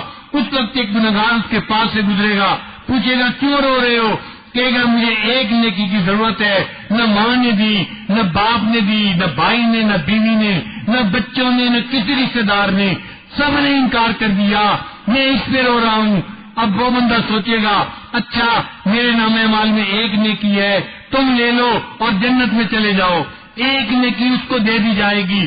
فرشتے اعلان کریں گے آج کے دن ایک بندے نے ایک نیکی دوسرے کو دے دی, یہ چونکہ انوکھا کام ہوگا, اعلان کیا جائے گا. اللہ تعالیٰ فرشتوں سے پوچھیں گے کون ہے وہ بندہ جو اتنا سخی ہے آج کے دن میں نیکی دوسرے کو دے رہا ہے؟ وہ بندہ پیش کیا جائے گا جس نے ایک نیکی دی تھی. اللہ فرمائیں گے تو اتنا سخی کہاں سے آ گیا, تو نے اپنی نیکی دوسرے کو دے دی. وہ کہے گا یا اللہ ایک ہی تو نیکی نام اعمال میں تھی اور کچھ تھا ہی نہیں, میں نے جہنم میں جانا ہی تھا, میں نے سوچا میں تو جا ہی رہا ہوں, میری یہ نیکی اس کے کام آ جائے. اللہ فرمائیں گے اچھا تو جہنم جا رہا ہے لیکن تو نے اتنی سخاوت کا معاملہ کیا, بھائی کے دکھ کا احساس کیا. اگر تو اتنا احساس کرتا ہے میں ارحم الراحمین ہوں, میں احساس کرتا ہوں, میں تم دونوں کو جنت عطا فرما دیتا ہوں. ایک نیکی کے بدلے 2 بندوں کو اللہ جنت عطا فرمائیں گے. اور پھر ایک عجیب معاملہ ہوگا, 2 بندوں کو اللہ تعالیٰ بلائیں گے اور ان کے نام اعمال کو دیکھیں گے تو گناہ زیادہ ہوں گے. اللہ فرمائیں گے تم جاؤ دونوں جہنم میں, تمہارے گناہ بہت ہیں. اب یہ سنتے ہی ان میں سے ایک جو ہے وہ جہنم کی طرف دوڑنا شروع کر دے گا اور دوسرا جو ہوگا وہ تھوڑا چلے گا پھر پیچھے مڑ کے دیکھے گا، پھر چلے گا پھر پیچھے مڑ کے دیکھے گا. اللہ ان دونوں کو بلا لیں گے. میرے بندو، میں نے جب کہا جاؤ جہنم میں تو تم میں سے ایک تو بھاگ پڑا. بھئی بھاگنے والے بتاؤ تم بھاگے کیوں؟ یا اللہ ساری زندگی میں نے آپ کے حکموں کو توڑا، اب آپ کا حکم ہوا جاؤ جہنم میں. میرے دل میں خیال آیا میں آپ کے اس حکم کو تو پورا کر لوں، یہ سنتے ہی سے جہنم کی طرف بھاگ پڑا میں آپ کے حکم کی فرمانبرداری کر لوں. اللہ فرمائیں گے اچھا اگر تم مجھے اتنا عظیم سمجھتا ہے جاؤ جہنم کی بجائے تمہیں جنت عطا کر دی گئی. پھر اللہ دوسرے سے پوچھیں گے تم یہاں جہنم کا حکم ہوا 2 قدم چلتا تھا پیچھے مڑ کے دیکھتا تھا، پھر چلتا تھا پھر پیچھے مڑ کے دیکھتا تھا، تیرا یہ عمل کیوں ہے؟ وہ کہے گا یا اللہ ساری زندگی میں نے آپ کی رحمت ہی کا معاملہ دیکھا، ساری زندگی آپ کی رحمت کو دیکھتا رہا. اے اللہ آج آپ نے اگرچہ حکم دے دیا جاؤ جہنم میں چلتا تو تھا پھر پیچھے مڑ کے دیکھتا تھا، شاید آپ کو میرے اوپر ترس آ جائے، پھر چلتا تھا پھر پیچھے مڑ کے دیکھتا تھا شاید ترس آ جائے. اللہ فرمائیں گے اگر تم میری رحمت کا اتنا انتظار تھا جاؤ میں نے تمہیں بھی جنت عطا فرما دی. تو اللہ رب العزت کی رحمت کتنی ہے ہم اپنے ذہن میں اس کا تصور بھی نہیں کر سکتے.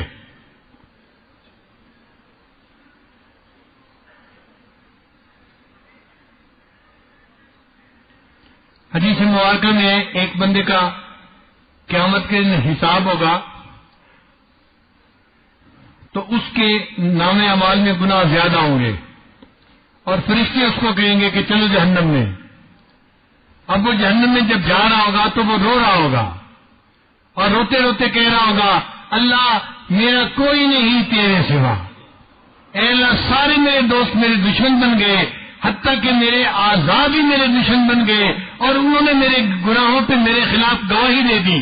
اے اللہ میرا کوئی تیرے سوا نہیں. جب وہ یہ کہے گا اللہ اس بندے کو بلائیں گے اور فرمائیں گے کہ اچھا جس کا میرے سوا کوئی نہیں ہوتا اس کا میں ہوتا ہوں، چلو میں نے تیرے سب گناہوں کو معاف کر دیا اور تمہاری جنت کا فیصلہ فرما دیا.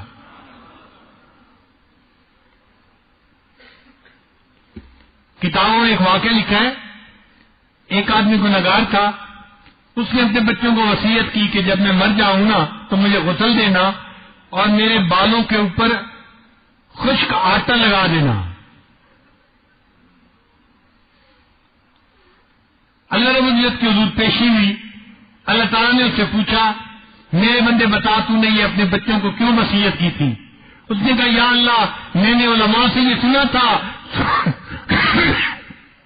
سفید بالوں سے آپ کو حیا آتی ہے. گناہ میں نے بڑے کیے تھے مگر میں نے سر پہ آٹا اس لیے لگوا لیا کہ میرے ان سفید بالوں پہ آپ ترس فرما لیں گے. اللہ فرمائیں گے اچھا میرے بندے اگر تجھے میری رحمت کا اتنا احساس تھا چل میں نے تیرے بھی سب گناہوں کو معاف فرما دیا. اللہ کی یہ رحمت اتنی زیادہ ہے. کتابوں میں لکھے ایک بندہ تھا گنہگار تھا اور اس کو قبر میں دفن کیا گیا تو قبر میں اس کو عذاب ملا.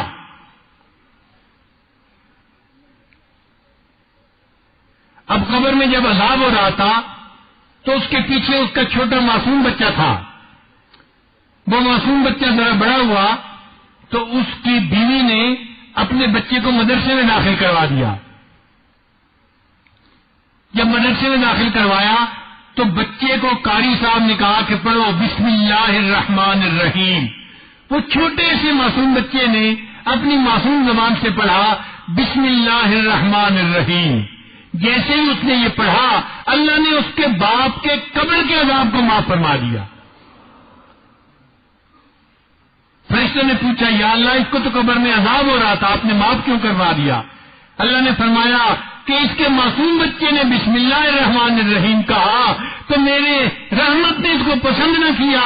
معصوم بچہ تو بسم اللہ پڑھ رہا ہو اور میں اس کے باپ کو قبر میں عذاب دے رہا ہوں.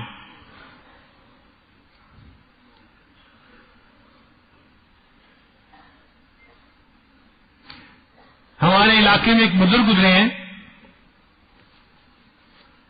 دیہات میں رہتے تھے اور ان کی ذمہ داری تھی یعنی زمینیں تھیں فصل اگاتے تھے اور شیخ طریقت بھی تھے. دیہاتوں میں ایک ایسا وقت آتا ہے جب چارہ جانوروں کا کم ہو جاتا ہے،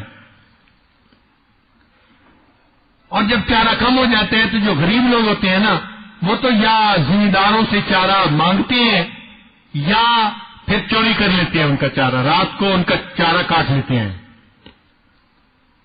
تو چارے کا چوری ہو جانا یہ ایک معمول کی بات ہے دیہاتوں میں. وہ بزرگ فوت ہو گئے، کسی کو خواب میں نظر آئے، اس نے کہا کہ حضرت آگے کیا معاملہ بنا؟ کہنے لگے کہ اللہ کے حضور پیشی ہوئی اور اللہ رب العزت نے میری مغفرت فرما دی. حضرت مغفرت کس بات پر ہوئی؟ فرمانے لگے کہ ایک مرتبہ چارہ کم ہوتا جا رہا تھا اور مجھے سمجھ نہیں لگتی تھی کہ میرا چارہ کون کاٹ رہا ہے.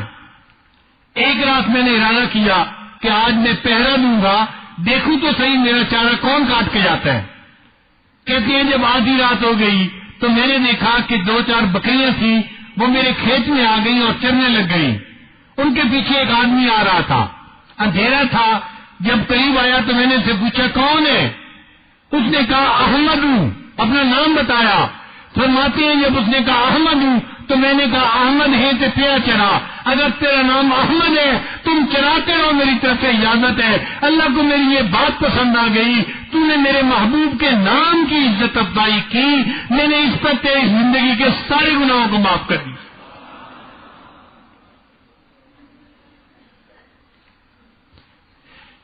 ایک محدث کی وفات ہو گئی، خواب میں نظر آئے. یہ خواب کوئی شرعی دلیل نہیں ہوتے، لیکن تسلی کے لیے احادیث کے مضمون کو تقویت پہنچانے کے لیے بیان کیے جا رہے ہیں، کیونکہ احادیث میں پہلے آپ کے سامنے بیان کر چکا ہوں. تو کسی نے پوچھا کہ حضرت کیا بنا؟ فرمانے لگے مغفرت ہو گئی. کس بات پر؟ فرمانے لگے کہ میں بیٹھا ہوا حدیث لکھ رہا تھا، کتابت کر رہا تھا. آج کے دور میں تو ایسے پین ہوتے ہیں نا، آپ لکھنا شروع کریں تو پورا صفحہ لکھے، اٹھانے کی ضرورت نہیں ہوتی. پہلے وقت میں قلم دوات ہوتی تھی تو دوات سے سیاہی لگانی پڑتی تھی ہر لفظ کے لیے، پھر قلم پہ سیاہی لگاؤ پھر لکھو. وہ فرمانے لگے کہ میں نے دوات میں قلم ڈالی اور سیاہی لگائی، لکھنا چاہتا تھا، ایک مکھی قلم کی نوک کے اوپر آ کر بیٹھ گئی. تو میرے دل میں خیال آیا یہ پیاسی ہوگی، اس کو پینے دے. تو میں نے قلم کو تھوڑی دیر روک لیا، 1 سیکنڈ وہ بیٹھی اور اڑ گئی، چلی گئی. میں نے لکھنا شروع کر دیا. میرا یہ عمل اللہ کو پسند آ گیا. تو نے ایک مکھی کی پیاس کا احساس کیا، اس پر میں نے تیری زندگی کے سب گناہوں کو معاف فرما دیا. زبیدہ خاتون اللہ کی ایک نیک بندی تھی اور وقت کے بادشاہ کی بیوی تھی، فرسٹ لیڈی تھی اپنے ملک کی. اس سے نہریں زبیدہ بنوائی تھی جس سے لوگوں نے بہت فائدہ لیا. اس کے بارے میں آتے ہیں کہ وہ اس کی وفات ہو گئی. کسی نے خواب میں دیکھا تو اسے پوچھا زبیدہ کیا بنا؟ کہ میری اللہ نے میری مغفرت فرما دی. اس نے کہا زبیدہ تیری مغفرت تو ہونی تھی، تو نے تو ایک بڑا لینڈ مارک کام کیا تھا، نہر زبیدہ بنوائی تھی جس کا فائدہ عوام الناس کو اتنا زیادہ ہوا. وہ حج عمرہ کرتے تھے، اس سے پانی پیتے تھے، جانور پانی پیتے تھے، اس کام پر تیری مغفرت تو ہونی تھی. زبیدہ نے جواب دیا نہیں، وہ نہر زبیدہ کو تو مسئلہ ابھی آیا ہی نہیں تھا، اس سے پہلے اللہ نے بخشش کر دی. اس نے کہا کس عمل پر بخشش کی؟ کہنے لگی ایک دفعہ بھوک لگی ہوئی تھی اور میں گھر میں دوسری عورتوں کے ساتھ بیٹھی کھانا کھا رہی تھی. کھانے کے دوران اچانک مسجد سے اللہ اکبر کی آواز آئی، اذان کی آواز آئی، اور جیسے میں نے اللہ اکبر سنا تو میں نے محسوس کیا کہ میرے سر پر دوپٹہ پورا نہیں آدھا ہے، پورا سر کور نہیں تھا، آدھا سر کور تھا. تو میں نے اپنا لقمہ جو کھانا چاہتی تھی اس کو رکھ دیا، پہلے پورے سر کو ڈھانکا کہ اللہ کا نام لیا جا رہا ہے، پھر لقمہ کھایا. اللہ کو میرا یہ عمل پسند آیا، تو میرے نام کی عظمت کی وجہ سے لقمے کھانے میں جو تھوڑی دیر تاخیر کی، میں نے اس پر تیری زندگی کے سب گناہوں کو معاف کر دیا. اب یہ اعمال دیکھنے میں کتنے چھوٹے چھوٹے ہیں، لیکن اللہ کی رحمت کا معاملہ ایسا ہی ہوگا قیامت کے دن. اس کی وجہ کیا ہوگی کہ یہ امت مرحومہ ہے، اللہ تعالیٰ نے رحمت فرما دی ہے. اس امت کے گناہوں کو اللہ تعالیٰ چاہتے ہیں کہ دنیا ہی میں معاف ہو جائیں، قبر میں معاف ہو جائیں، معاشر میں حساب سے پہلے معاف ہو جائے، اور جب نبی علیہ السلام کے سامنے حساب لیا جائے تو امت کے گناہ سامنے پیش ہی نہ کیے جائیں۔ اسی لیے قیامت کے دن اس امت کے بہت لوگوں کو اللہ تعالیٰ عرش کا سایہ عطا فرمائیں گے۔ اب آپ ذرا سن لیجیے، علماء نے تقریباً 80 اعمال لکھے ہیں کہ جن کو کرنے والے کو قیامت کے دن عرش کا سایہ ملے گا۔ بعض احادیث میں 7 اعمال ہیں، اور ٹوٹل جمع کیا جائے تو محدثین نے 80 اعمال جمع کیے ہیں جس پر انسان کو قیامت کے دن عرش کا سایہ ملے گا۔ اس میں سے کوئی 15-20 وقت کے حساب سے دیکھتے ہوئے میں نے لکھ لیے ہیں تاکہ اندازہ ہو جائے کہ ان اعمال پر بھی اللہ تعالیٰ قیامت کے دن عرش کا سایہ عطا فرمائیں گے۔ پہلا عمل امام عادل، جو بندہ بادشاہ ہو، وقت کا حاکم ہو اور اس کے اندر عدل اور انصاف کی صفت ہو، اللہ تعالیٰ اس کو قیامت کے دن عرش کا سایہ عطا فرمائیں گے۔ پھر دوسرے نمبر پر وہ نوجوان جو جوانی میں اپنے اللہ کی عبادت کرتا ہو، کتنی کرتا ہو یہ نہیں کہا گیا، شاب نشا فی عبادت اللہ، وہ نوجوان جو اللہ کی عبادت میں لگا ہوا، اس کو مزہ آتا ہو۔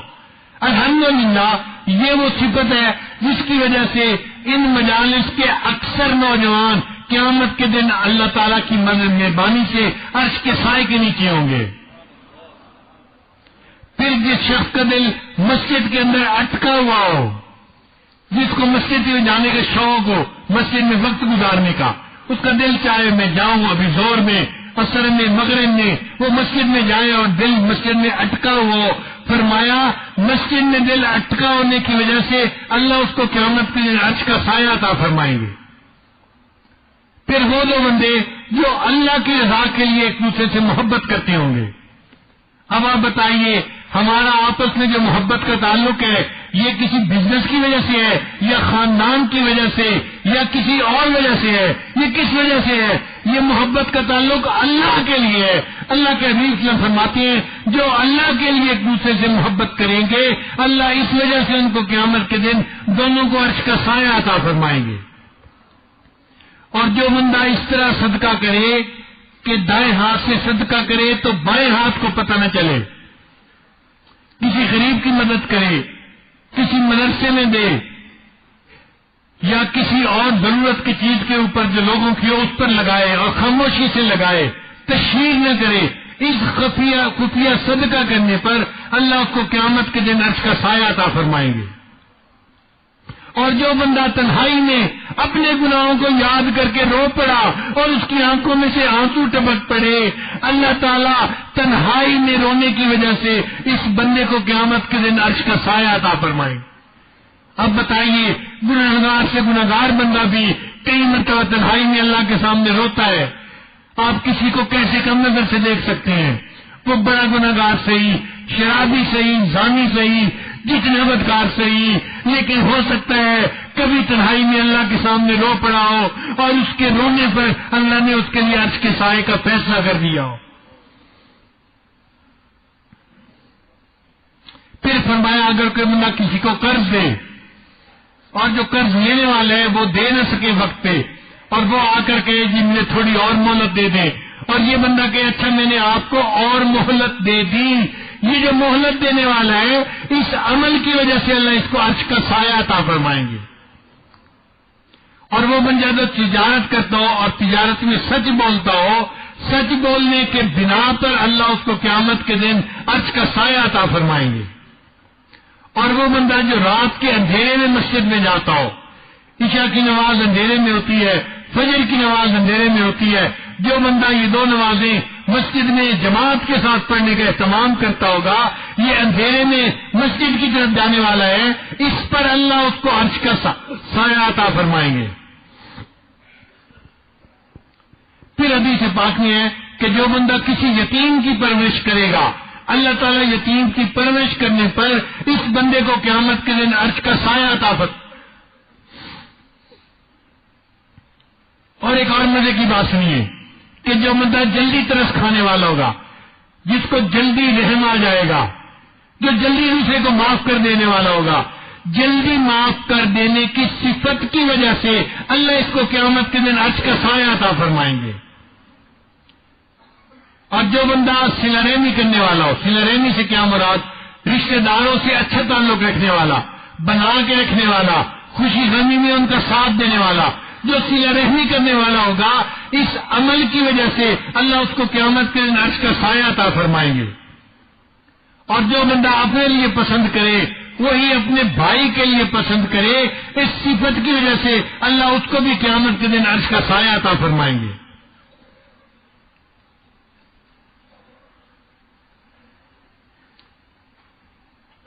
اور جو بندہ اللہ کے راستے میں جاگنے والا ہو، چاہے دعوت و تبلیغ کے راستے میں نکلا ہو یا چاہے ایسے دینی اجتماعات میں آیا ہو، یہ اللہ کے راستے ہیں۔ یا طالب علم جب مدرسے میں آتا ہے، من خرج فی طالب العلم فہو فی سبیل اللہ حتی یرجع، حدیث پاک ہے، نبی صاحب نے فرمایا جو طالب علم گھر سے علم حاصل کرنے کے لیے نکلتا ہے وہ اللہ کے راستے میں ہوتا ہے جب تک لوٹ کے واپس نہیں آ جاتا۔ یہ طالب علم مدرسے میں اگر جاگے گا اللہ کی عبادت کے لیے، اللہ اس عمل پر اس کو قیامت کے لیے عرش کا سایہ عطا فرمائیں گے۔ پھر وہ بندہ جو رشوت نہ لیتا ہوگا، اس عمل کی وجہ سے اللہ عرش کا سایہ عطا فرمائیں گے۔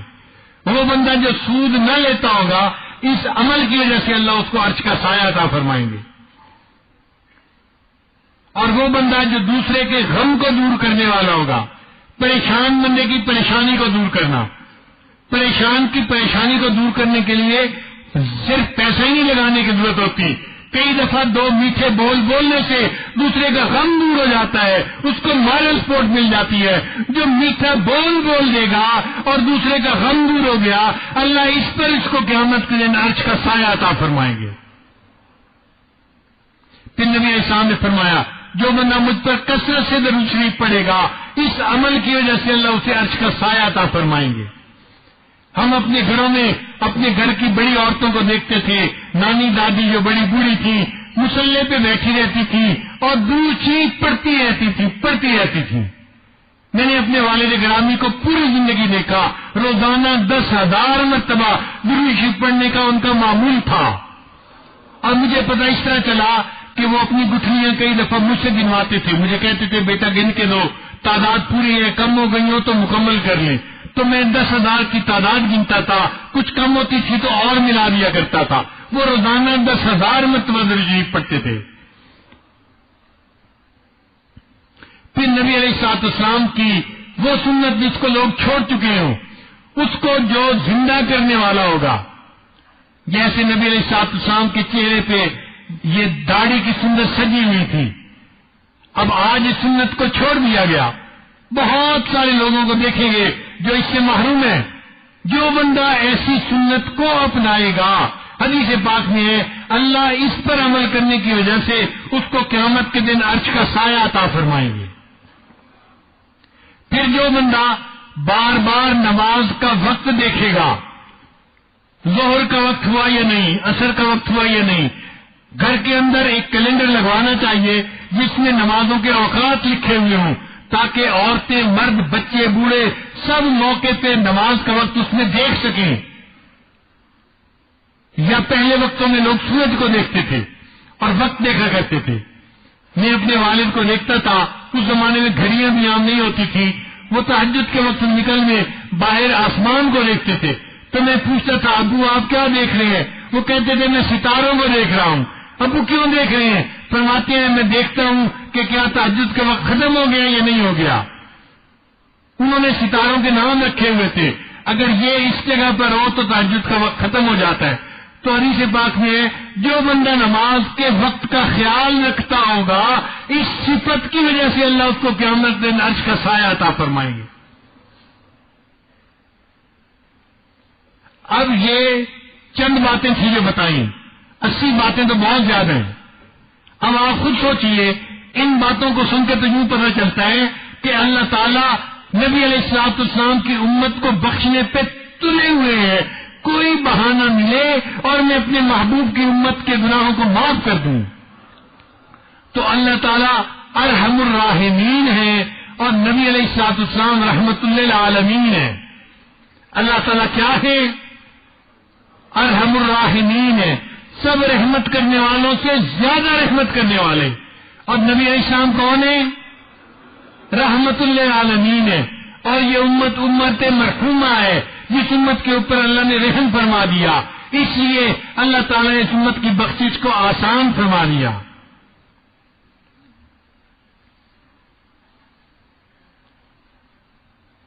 آہ جاتی ہے اثر کو کھینچ لانے کے لیے، باندھ لو ہٹ جاؤ دے دو راہ جانے کے لیے.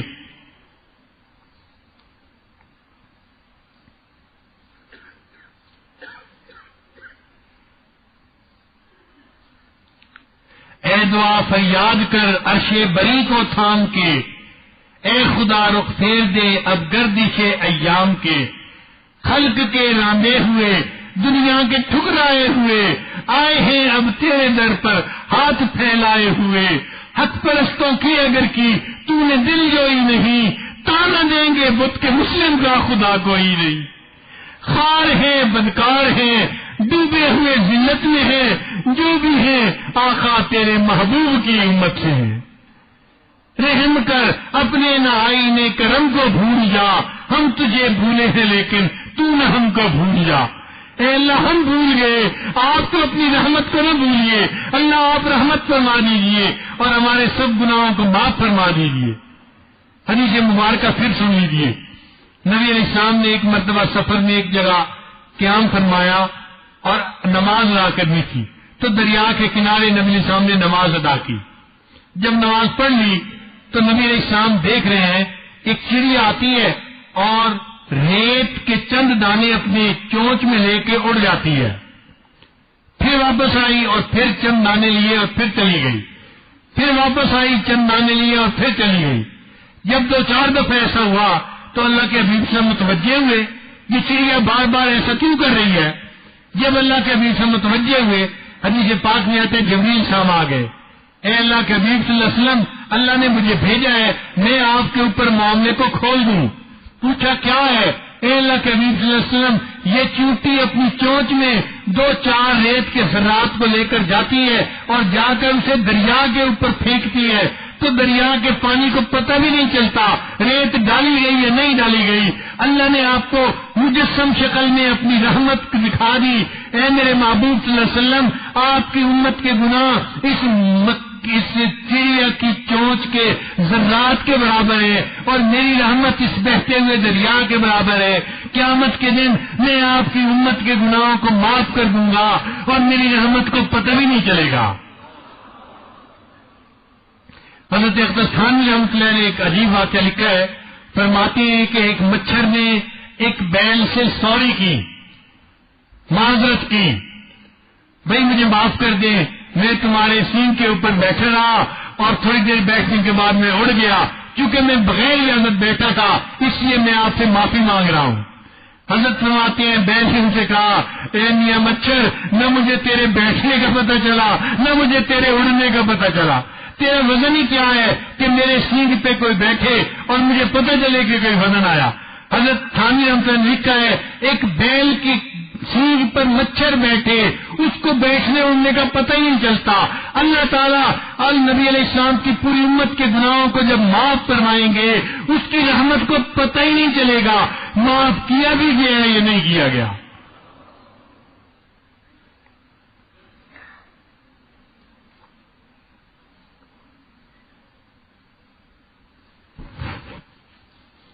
بعض علماء نے لکھا ہے کہ حدیث پاک میں الخلق عیال اللہ، مخلوق اللہ کی عیال ہے.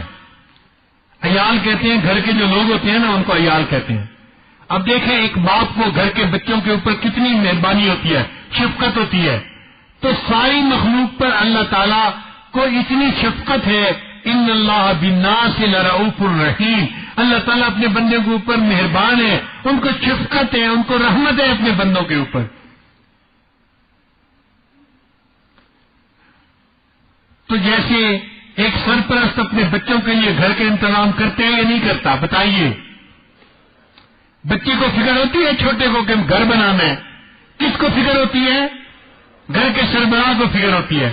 تو علماء نے لکھا کہ جب انسانوں کے اندر سربراہ کو فکر ہوتی ہے میری عیال ہے، میں زندگی میں ان کے لیے گھر کا انتظام کر جاؤں، مخلوق اللہ کی عیال ہے، اللہ بھی پسند فرماتے ہیں میں اپنے بندوں کے لیے جنت کا انتظام کر دوں، ان کے گناہوں کو معاف کر دوں تاکہ یہ میرے پاس آئیں، ان کے لیے جنت کے دروازے کھول لیے جائیں۔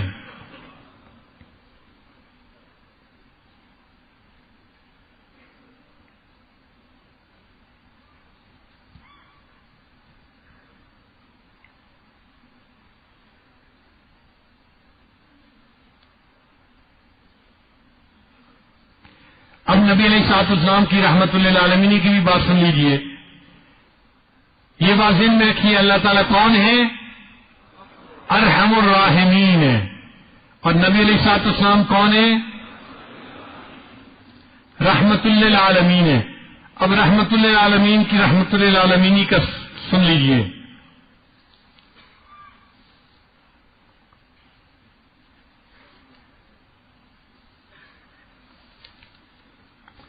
اللہ رب العزت نے قرآن مجید کی آیتیں اتاری، وَلَسَوْفَ يُعْطِيكَ رَبُّكَ فَتَرْضَىٰ، اے میرے محبوب صلی اللہ علیہ وسلم میں قیامت کے دن آپ کو اتنا عطا کروں گا کہ آپ خوش ہو جائیں گے۔ تو جب یہ آیت اتری تو نبی علیہ السلام نے ارشاد فرمایا میں اس وقت تک خوش نہیں ہوں گا جب تک کہ میرا آخری امت بھی جنت میں نہیں چلا جائے گا۔ مفسرین نے لکھا ہے کہ صحابہ کرام کہتے تھے کہ قرآن مجید کی یہ آیت ہے جو سب سے زیادہ امید والی آیت ہے، کہ جب اللہ نے وعدہ کیا میرے محبوب میں آپ کو خوش کر دوں گا، اور نبی علیہ السلام خوش نہیں ہوں گے جب تک سارے امتی جنت میں نہیں چلے جائیں گے۔ حدیث مبارکہ میں نبی علیہ السلام فرماتے ہیں کہ ہر نبی کو اللہ تعالیٰ نے ایک ایسی دعا مانگنے کا اختیار دیا کہ جیسی دعا مانگی جائے گی اس کو اللہ تعالیٰ منون اسی طرح قبول فرما لیں گے۔ تو صحابی نے پوچھا اے اللہ کے نبی صلی اللہ علیہ وسلم اللہ نے آپ کو بھی اختیار دیا؟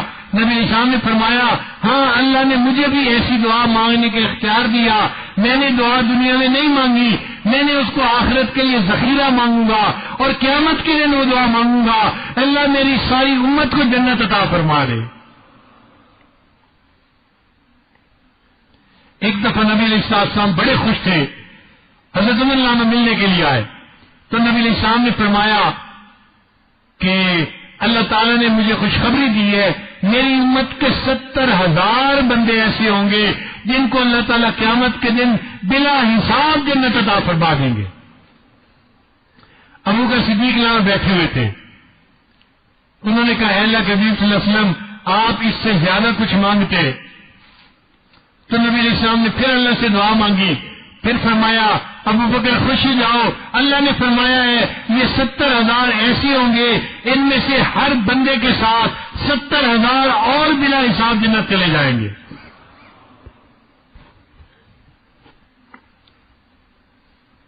تو نبی علیہ السلام کی خوشی کو دیکھ کے سیدنا صدیق اکبر نے کہا اے اللہ کے نبی صلی اللہ علیہ وسلم آپ اور کچھ مانگ لیتے؟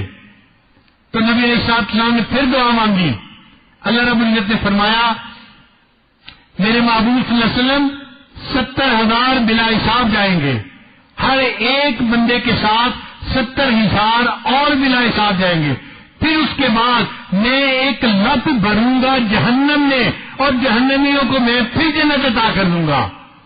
نبی علیہ السلام خوش ہو گئے، صدیق اکبر نے کہا اے اللہ کے رسول کچھ اور مانگ لیتے؟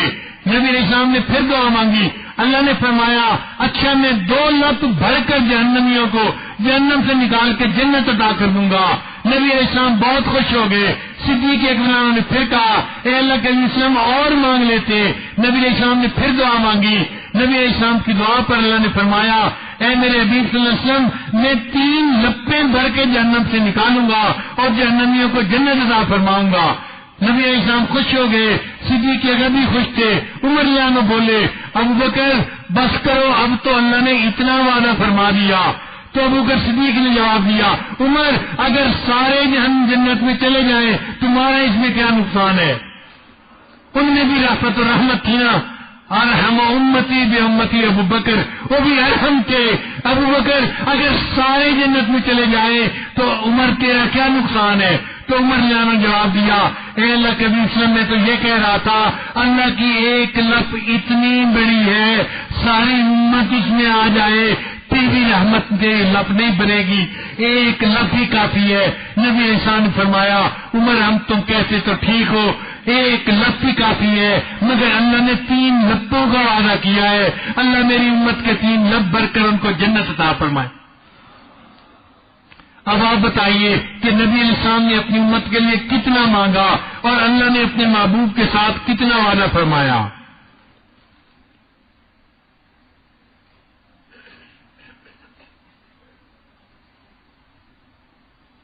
تو جو ہم نے کلمہ پڑھا ہے یہ ایک بہت بڑی نعمت ہے جو اللہ نے ہمیں عطا فرما دی۔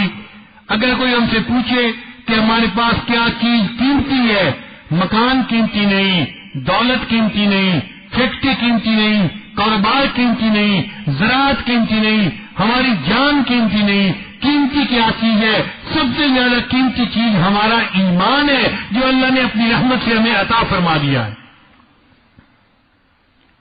آج کے دور میں اس بات کو کھولنے کی اس لیے ضرورت ہے کہ یہ دجالی دور ہے، دجالی تہذیب پوری دنیا میں پھیل چکی ہے اور دینداروں کے خلاف کفار نے ایسی باتیں کرنی شروع کر دی کہ دیندار لوگ بھی دین سے بیزار دل میں ہوتے ہیں کہ ہم مسلمان ہیں۔ جو بندہ اپنے دل میں دین سے بیزار ہوگا اس کو ایمان پہ موت نہیں آئے گی۔ جو اپنے دل میں سنت کا استخفاف کرے گا، سنت کو ہلکا سمجھے گا، اس عمل کی وجہ سے اس کو ایمان پہ موت نہیں آئے گی۔ جو بندہ علماء صلحاء کا دل میں استخفاف کرے گا، ان کو حقیر نظر سے دیکھے گا، اس کو موت کے وقت ایمان پہ موت نہیں آئے گی۔ اس لیے ایمان کی فکر کرنی چاہیے اور اس کو قیمتی سمجھتے ہوئے دین کا احترام دل میں پیدا کریں، شریعت کا احترام پیدا کریں، علماء کا احترام پیدا کریں، مدارس کا احترام پیدا کریں، مدارس کے طلباء کے ساتھ دل میں محبت کو پیدا کریں۔ اس محبت کی وجہ سے اللہ ہمارے ایمان کو سلامت رکھیں گے اور قیامت کے دن ایمان والے کھڑے ہوں گے اور پھر گناہوں کا بخشا جانا ہمارے لیے آسان ہوگا۔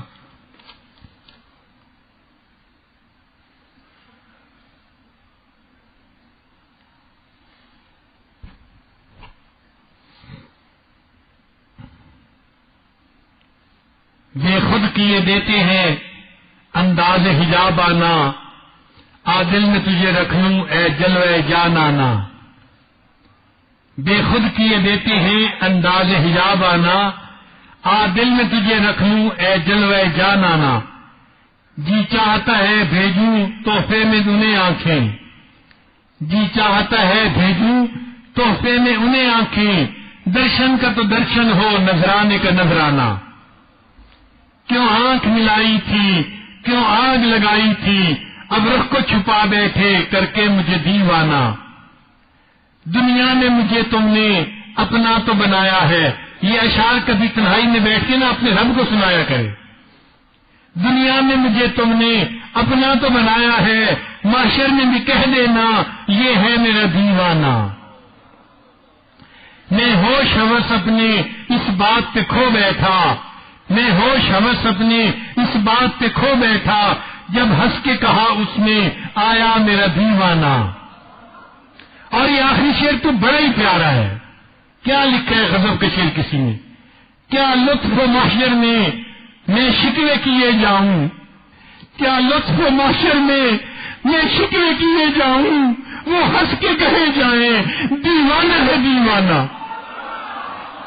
کیا لطف و محشر میں شکوے کیے جاؤں، وہ ہنس کے کہے جائیں دیوانہ ہے دیوانہ۔ کاش کہ ہمارے ساتھ بھی ایسا معاملہ ہو، ہم قیامت کے دن اللہ کے سامنے جائیں اور اللہ تعالیٰ فرمائے یہ میرا بندہ میری محبت کی تلاش میں سفر کر کے جایا کرتا تھا، یہ کہاں سے چلا، بس کا سفر کر کے، ٹرین کا سفر کر کے، کراچی سے، سندھ سے، سرحد سے، فلاں جگہ سے، اور یہ ایک چھوٹی سی جگہ پر گیا تھا ایک میرے بندے کے پاس میری محبت کی تلاش میں۔ یہ دیوانہ ہے، اس نے اپنے وقت کو استعمال کیا میری محبت کے لیے، اس نے تکلیف اٹھائی میری محبت کے لیے، یہ دیوانہ ہے میرا، آج اس کا حساب لیتے ہوئے مجھے شرم آتی ہے۔ حدیث پاک میں ہے اللہ تعالیٰ قیامت کے دن اعلان کروائیں گے این المحبین، میرے چاہنے والے، مجھ سے محبت کرنے والے کہاں ہیں؟ کچھ لوگ کھڑے ہو جائیں گے، اللہ ہم آپ سے محبت کرنے والے ہیں، ہم نے بیعت کی تھی، ہم نے ذکر کیا تھا، ہم نے اللہ والوں کی صحبت اختیار کی تھی صرف اس لیے کہ دل میں آپ کی محبت آ جائے۔ اللہ ہم آپ کی محبت کے متلاشی تھے، آپ کی محبت کرنے والے ہیں۔ اللہ تعالیٰ فرمائیں گے تم مجھ سے محبت کرنے والے ہو، تمہارا حساب لیتے مجھے شرم آتی ہے، جاؤ بلا حساب تم بھی جنت میں چلے جاؤ۔ ایک علاقہ ہے قصور، اس میں ایک بزرگ گزرے ہیں، میں اب بات کو مکمل کر رہا ہوں۔ اس میں ایک بزرگ گزرے ہیں بلے شاہ، مشہور بزرگ گزرے ہیں، سب اس کا نام جانتے ہوں گے، پنجابی زبان ہے اور کا عجیب کلام ہے۔ وہ فرماتی ہیں کورے کاغذ کتاب نہ ہونے، کورا کاغذ کہتے ہیں سفید کاغذ کو، اگر کوئی بندہ سفید کاغذ کی جلد بنا دے تو اس کو کتاب تو نہیں کہہ سکتے۔ کورے کاغذ کتاب نہ ہوندے تے سارے پھول گلاب نہ ہوندے، ہر پھول گلاب کا پھول نہیں ہوتا، کوئی پھول گلاب کا ہوتا ہے۔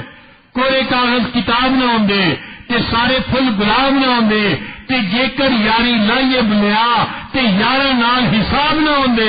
اے بلے شاہ اگر یاری لگاؤ تو پھر یاروں سے حساب لینے کو دل نہیں چاہتا۔ جو بندہ دنیا میں اللہ سے یاری لگائے گا اللہ بھی قیامت کے دن اس کا حساب نہیں لیں گے اور اس کو بلا حساب جنت عطا فرمائیں گے۔ حضرت مولانا رشید احمد گنگوئی رحمۃ اللہ علیہ نے لکھا ہے، میں نے کسی کتاب میں پڑھا ہے، ان کی کتاب نہیں کسی اور عالم کی کتاب کی، وہ فرماتے ہیں اگر پوری زندگی کسی بندے نے ایک مرتبہ محبت سے اللہ کا نام لے لیا، اللہ کا لفظ کہا محبت کے ساتھ، وہ فرماتے ہیں ایک مرتبہ محبت کے ساتھ اللہ کا نام لینا اس کے لیے کبھی نہ کبھی جہنم سے نکلنے کا سبب بن جائے گا۔ ایک مرتبہ محبت سے اللہ کا نام کہنا جہنم سے بچنے کا سبب بن جائے گا۔ سبحان اللہ، اللہ تعالیٰ ہمارے گناہوں کو معاف فرمائے اور ہمیں اللہ تعالیٰ ایمان کے ساتھ اس دنیا سے اپنے وقت پہ رخصت فرمائے اور پوری زندگی اس دین کے اوپر جمع رہنے کی توفیق عطا فرمائے۔ وآخر دعوانا ان الحمد للہ رب العالمین۔